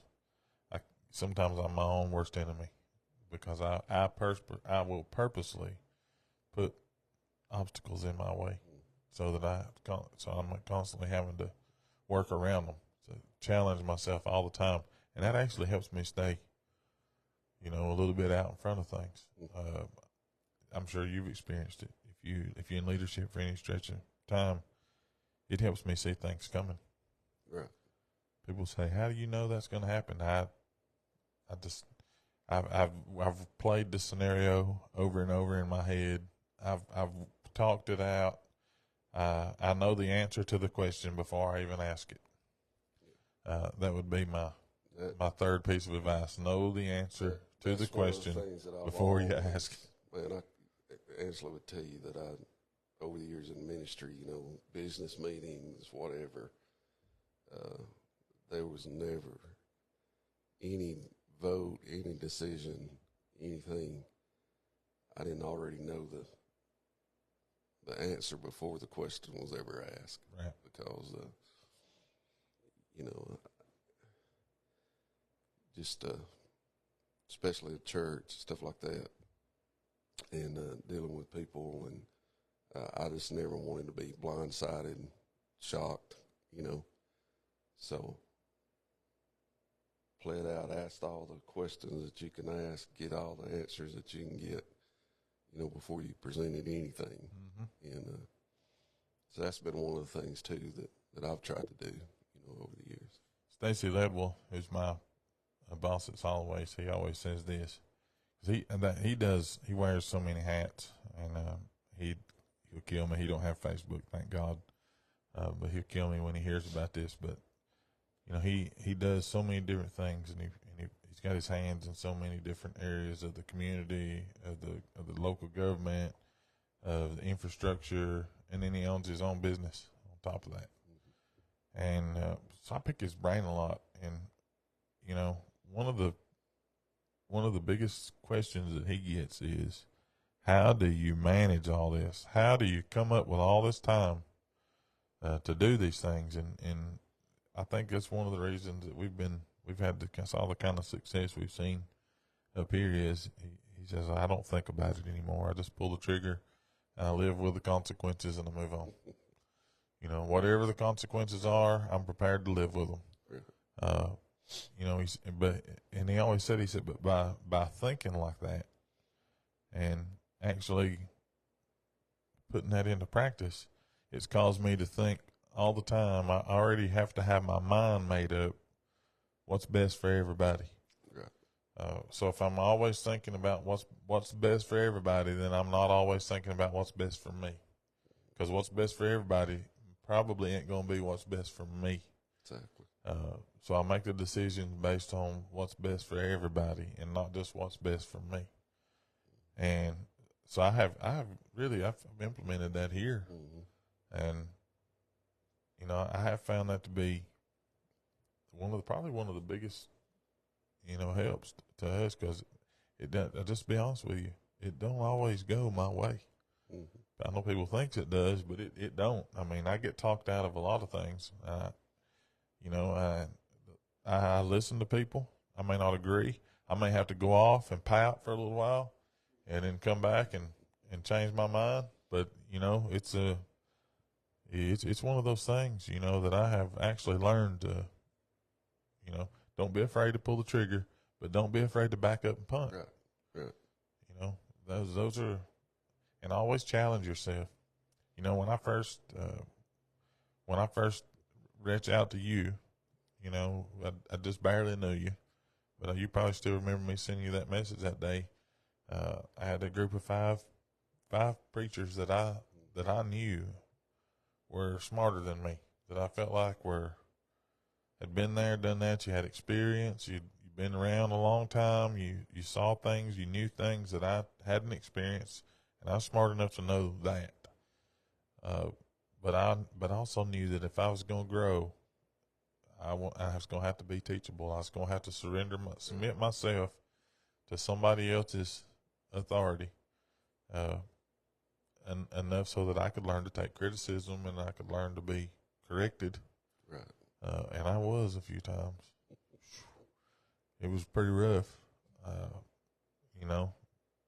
But what I found was 99. I would do 100 things and only be corrected about one of them. Right. The other 99, it would be constructive criticism, if it was even that. You know, you guys would always find something good to say or some positive way to spin it, and also throw in there, you know, next time you might want to try this. You actually did that for me on resume writing, because I'm still terrible at it, by the way.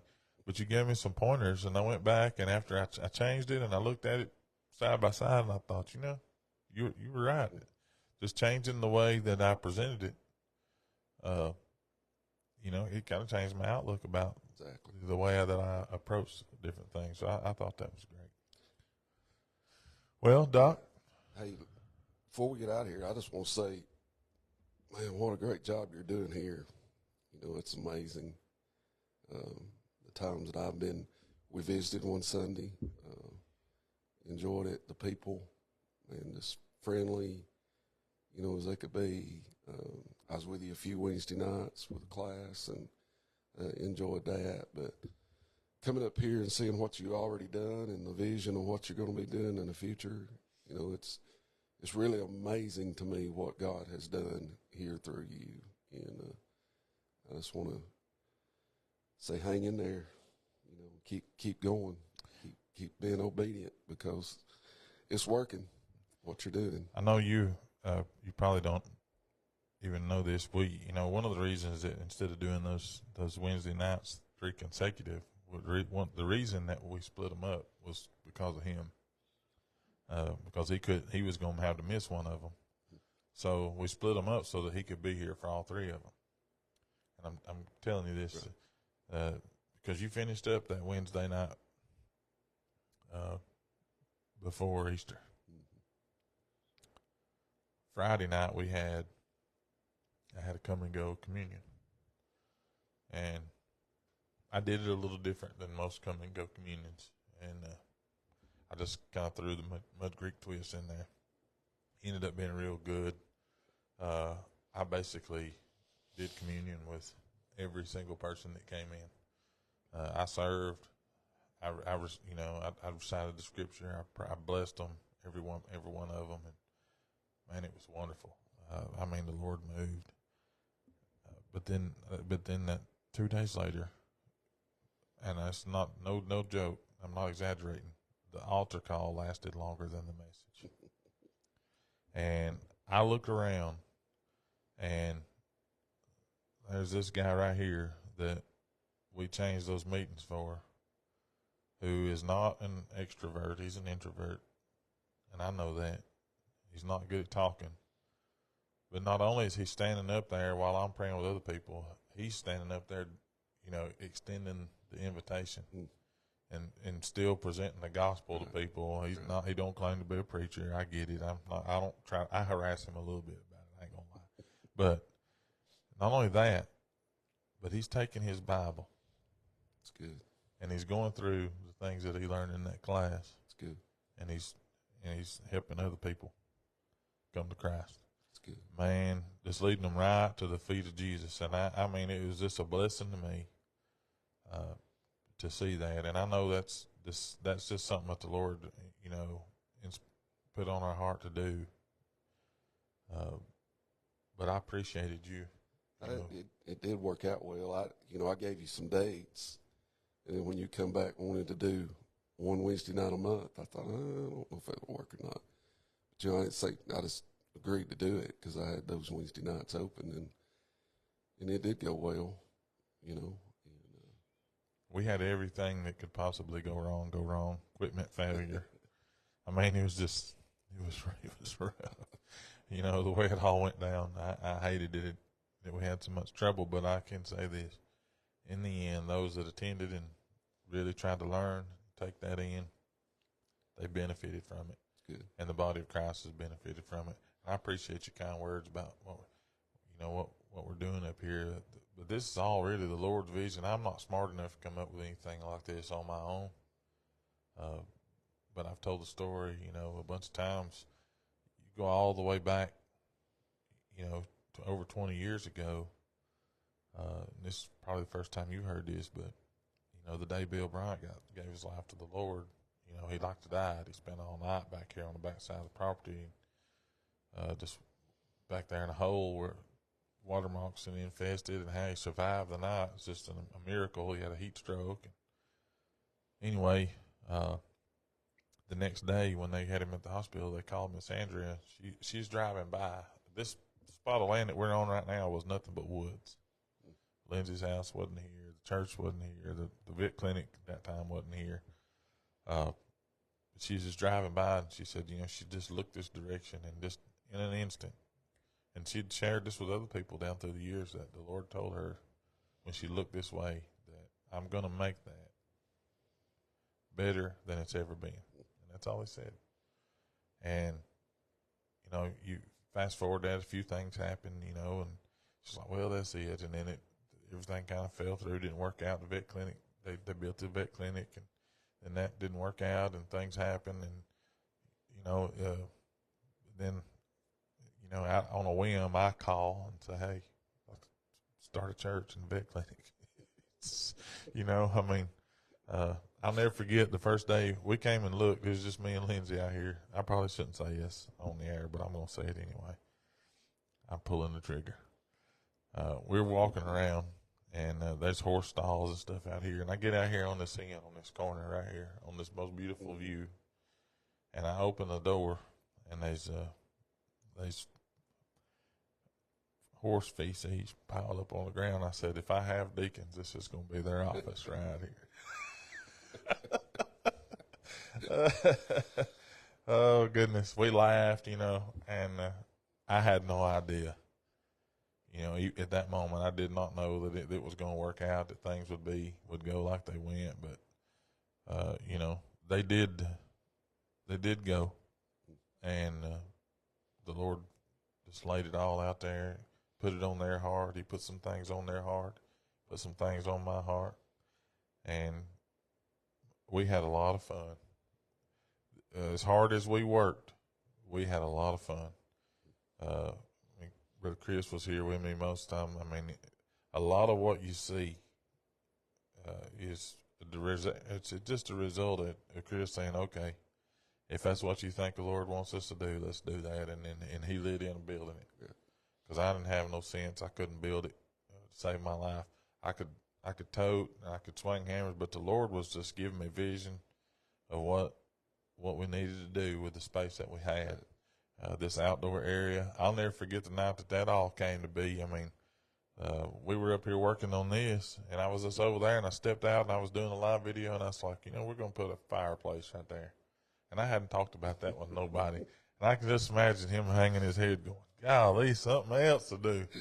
But, me and Chris, I'll never forget, we worked 8 solid hours one day out here mixing concrete and pouring it, and me standing there with a shovel, while he was mixing and pouring. And, man, I stood there, and I couldn't walk for 2 or 3 – I had to preach the next morning, and it hurt to breathe. I was sore in places I didn't even know existed on a man. But, we had a lot of fun. We worked hard. We invested literally blood, sweat, and tears. But God has, with that sacrifice, has been so much reward that we've got to see. Things that I didn't ever know we would never be able to see again. I remember you calling me and telling me, you was going to start a church, which I was not surprised, about that at all. But then when you told me where it was going to be, I was like, oh, God. I don't think I said anything. I was just trying not to discourage you. You was trying to be inspiring. But I was like, man, I've been in that place, and I could, in my mind, I could not see how you were going to turn the vet clinic into a church at all. And of course, you kept. After y'all started working, we talked several times. Might come down and see us. A couple of times I tried and stuff come up. And so it was a while before I got down here. And then when I got here, I was amazed at what you'd already done. And, and I could kind of see you had the vision for what else was going to be going on, But, I'll never forget that first time you told me the vet clinic. Well, he's lost his mind. It was literally, it was God all the way, because there's no way that I had that kind of inspiration on my own. I just didn't have that kind of vision. It had to be a God vision to see it, see what's happened. But it was wonderful, and I wouldn't go back and. Now, there's a few things that I probably would have done a little different. Like I wouldn't be ripping on those headers and stuff out there, pulling down those 6x6s and stuff trying up there doing it by myself on a ladder with a pry bar. I never had my hands nailed to a cross, but I had some nails go through my hands out here. So I have experienced a little bit of what Jesus, experienced. But if I hadn't got my hand up, I would have understood what the crown of thorns felt like, because those nails would have been in my head. It just, we laugh about it now. Man, it was almost like we just hit it with reckless abandon. It just was, I'm going to follow the Lord or else. When we didn't have help, the Lord allowed us to use it. We got the county allowed us to use inmates. Some of those inmates, they came up here and they worked so hard, and it became more than just, not for all of them, but there was 2 or 3 of them that this became, they took ownership in, what they were doing. This coffee shop right here, this right here is built almost completely by inmates. That's good. And the people who finished it up and did the other work probably should have been inmates, but it's but literally, all of us, we had a few church, Central Baptist, down in Albertville, the pulpit I have, Right. That guy reached out to you. He brought a few guys up. They designed the coffee bar and helped us put it together. Just literally got it framed up for us, and built the drop down wall. And I mean, there was a lot of things. Breakthrough Church of God sent a crew. They came that same day. They painted, and they helped put the tin up, the metal up in here. A lot of people just got together and worked and did things, but those inmates, they became very, very special to us. And I think they stayed with us almost. We had inmate help almost 9-10 months solid. Wow. And we didn't just spend that time working. We ministered to those guys. We preached to them. People would just hop in and work side by side with them and witness to them and love on them. And some of those guys, it changed their life. Yeah. And they left this place either back to their life, or some of them on to the penitentiary, and things like that. They left a lot better off, than they came here. Sure. And but that's all. The Lord let them help us too, man. It changed. People would come, and they would interact with them, would be working, and they wouldn't treat them like inmates. And that's something that they always said. We come up here and work, and people don't treat us like we're in jail. Right. And I thought that was great. I mean, that was really the beginning of the whole making much of Jesus. And good. We've got a project going on out here now. Well, it's coming anyway. We got to build a new sanctuary, just to house all the people that's coming. And we're just about out of space in the one we have, and that's the third time it's been written. That's our third sanctuary. Like it said. But this is going to be our actual third sanctuary. But we've had 3 on the spot of land that we've got, and we're in the third one, because we were inside with that little lobby area. Then we moved outside. We actually used this coffee shop when it got brutal cold. We had one service in here the Sunday before Christmas, 2021. We had to have service in here because it was so cold. We couldn't do it outside. We packed, man, we were like sardines packed in here, standing room only. But it was great. We had a good time, and the Lord blessed. And then once we got to go in the sanctuary, wow, there was no turning back after that point. Church just continued to grow, and then it kind of plateaued, and then we did that class, evangelism class, February, March, and April. Right. And then starting on Easter, I'd say the church probably grown 35, 40 people. It's great. Just simply by, folks. And Chris not the only one now. Other folks are doing it. It's good. And, just to see people, people come to the altar, they don't come by themselves no more. Even if they come by themselves, they ain't there but just a second or two. Somebody joins them just to share the burden, to share the load, and put their arm around them and let them know they're loved. You can't beat that with a bat. Yeah. I've been places before where, you go to the altar and pray, you get up, go back to your seat, and, didn't know if anybody even cared, but right. Man, I got to say, this is not that kind of place, and I'm very, very thankful for the hearts that people are getting.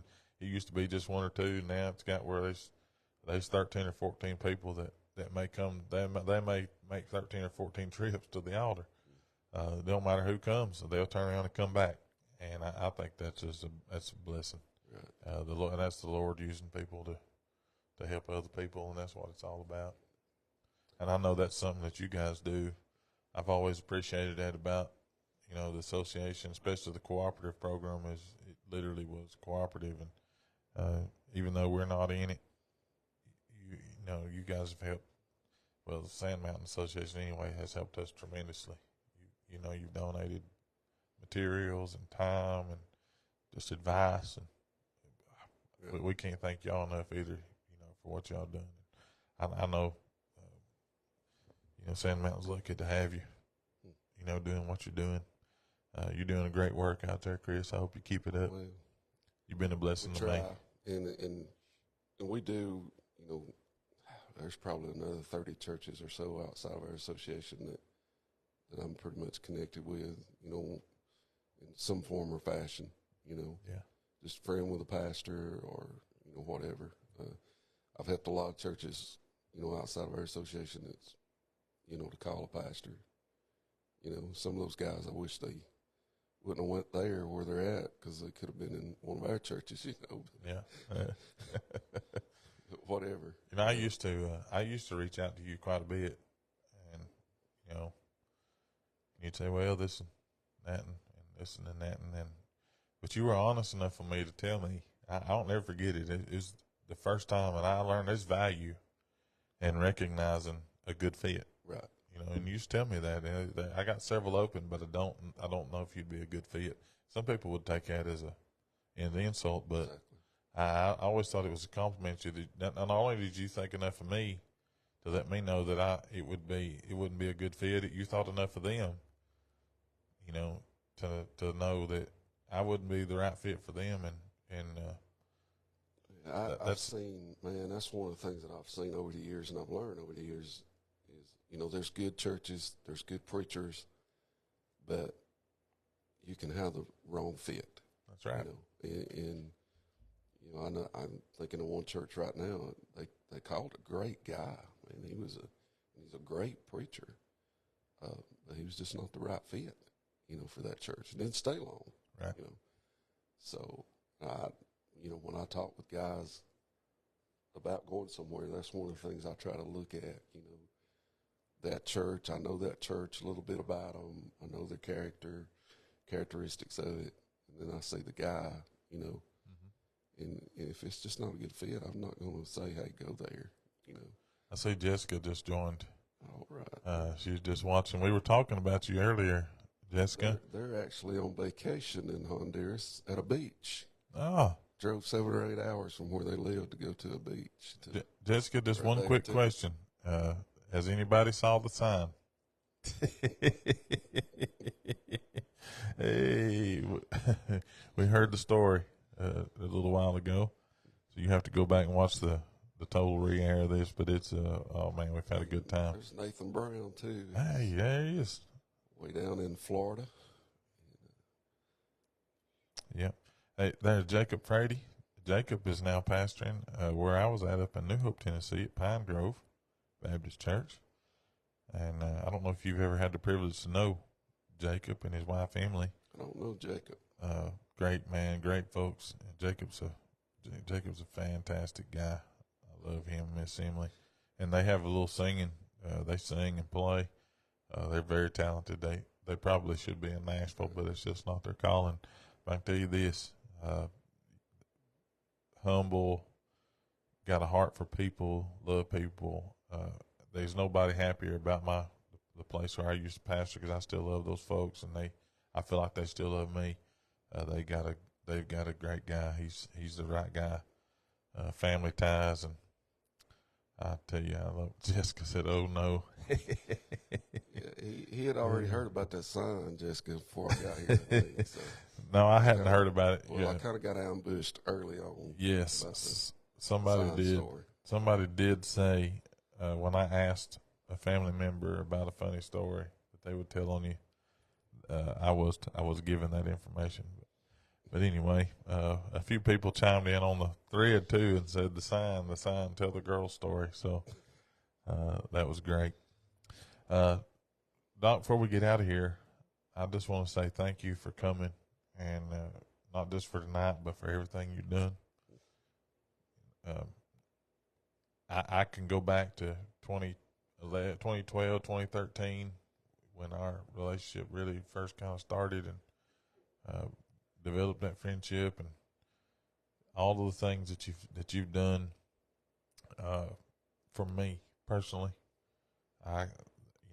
Heaven will tell the whole tale, and I'll never be able to articulate it properly, but I do appreciate everything. Hey, thank you done. for your friendship. You're not the only one, but it goes both ways. Well, I've gleaned from you as well. So, I think one of if you never say anything else about me, you will say, Adam Hatfield said he don't want his boys anywhere near a church sign.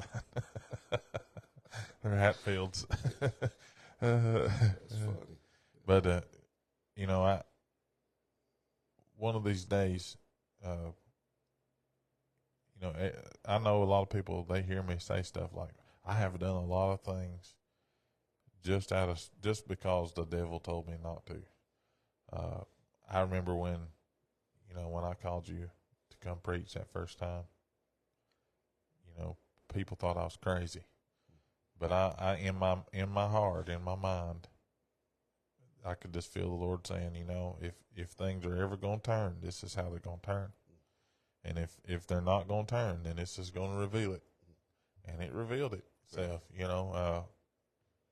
So, but that let me know, though, too, is, having the courage to go against people, just to be able to be obedient to the Lord. Right. And, I wasn't doing anything that was contrary to Scripture or anything like that. Right. I just challenged man's authority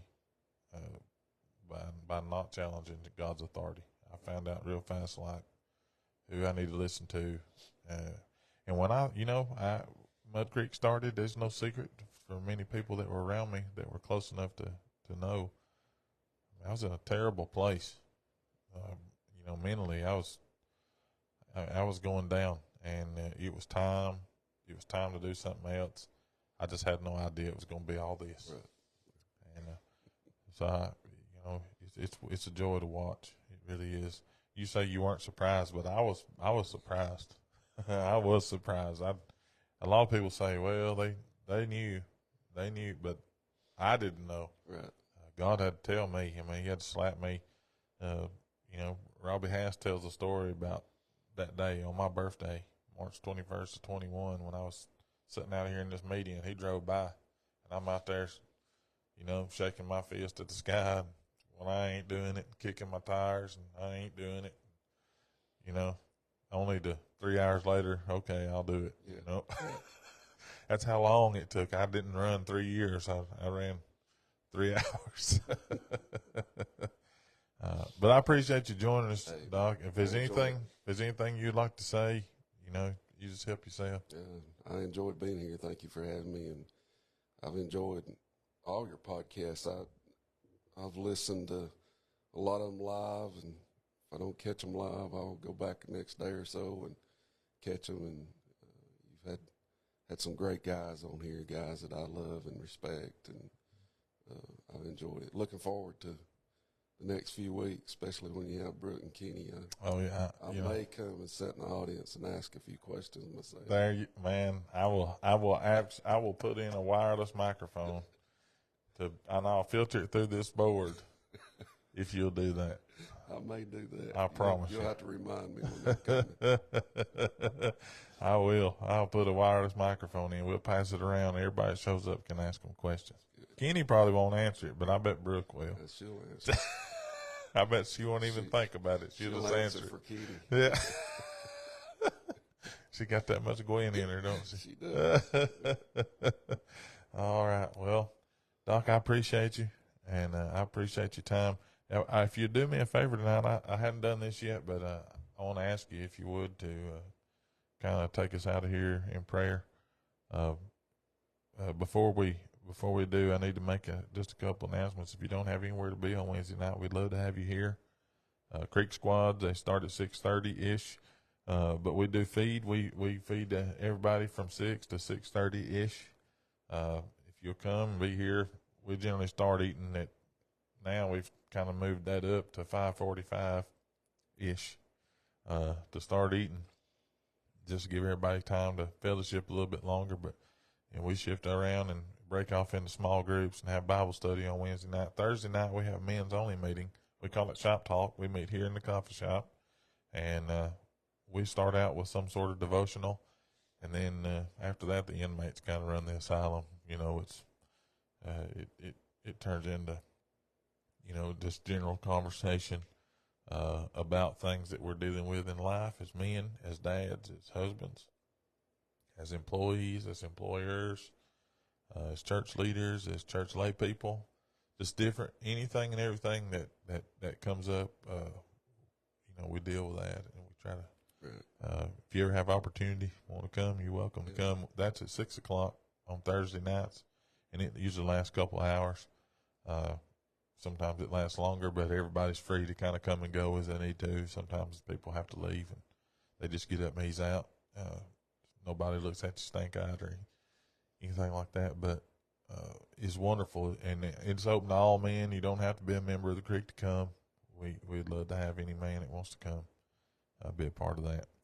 July the 1st, we're having our 4th of July celebration. I found out today that the city of Scottsboro has changed theirs. I feel like they're trying to compete with us. Every time we change something, they compete with us. I work for the city, so I can say it. But we're going to go ahead and have ours anyway, and who comes, and who don't. You'll miss Goose Pond's fireworks if you come here, but we're going to have fireworks too.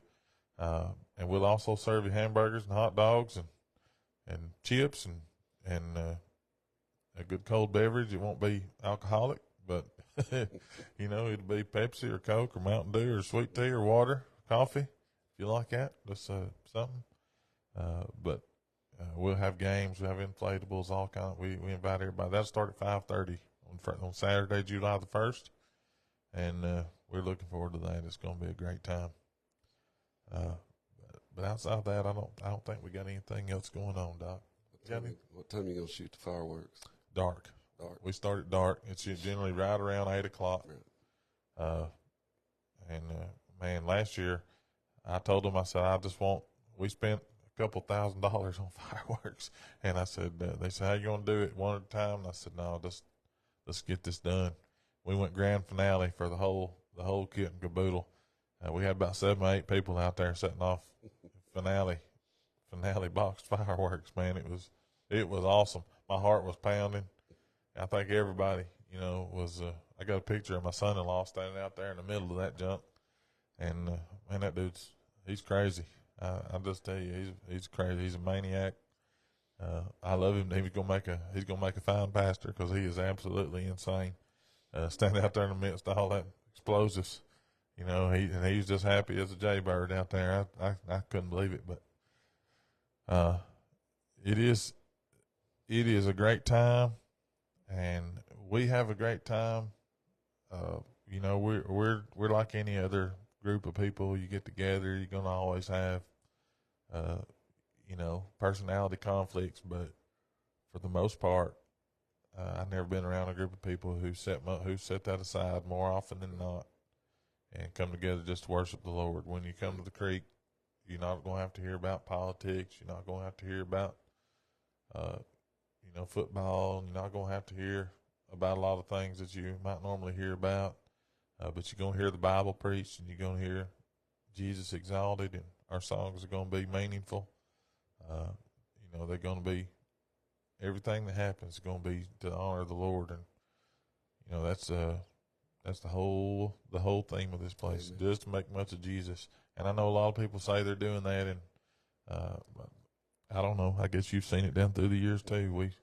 We treat the redback hymnal with more respect sometimes than we treat the Bible. That's true. And it's just not the way it ought to be. And nothing wrong with the redback hymnal. If you like to sing out of it, you know, I like some of them. I don't like others. There's a lot of music I don't like. I like Jamie Johnson, but I don't like all his songs, you know. It's just such the way it is. But anyhow, I'm going to get some mad faces over that, I'm sure. Get deleted by a few people. I ain't never been one to have a bunch of followers anyway. Most of these people are still watching because you're on here. But anyhow, Doc, I appreciate you being on. It's been wonderful, man. I've enjoyed it. We have to do it again sometime in the future, maybe, if you feel like it. Yeah, sure. Next time I'll let you ask the questions. I'll do that. I'll get in the hot seat. There you go. The heat seat at the creek. The heat seat at the creek. All right, Doc, if you'll carry us out of here. All right, let's bow for prayer. Father, we love you. We thank you for loving us. We thank you for this day. We thank you for the privilege and opportunity just to sit here and just chat and talk with Brother James. I thank you for him. I thank you for his family, for his wife, Dawn. I ask you to just bless them, put your hands of protection around them. Just continue to use them here. Use Brother James. Lord, just continue to give him the vision, help him to see what you want him to do in leading the people here. And I thank you for this place. I thank you for what you've already done. I want to praise you and thank you and give you the glory for what you're doing now, what you're going to do in the future. And Lord, I just pray that there'll be a protection over this place as they build and they grow and they reach people for Jesus. I know the enemy hates that. Would love to get in here and destroy that. So we just pray that, Lord, you'd protect them and lead them and guide them and help them with every decision, small and great, in the days ahead. In Jesus' name, amen. Amen. Thank you, Doc.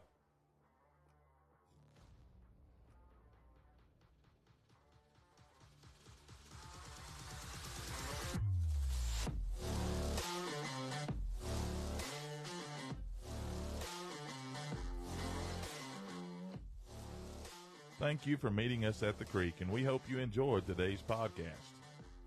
If you have questions or comments you'd like for us to read, send those to mudcreekpastor@gmail.com. Again, that's mudcreekpastor@gmail.com.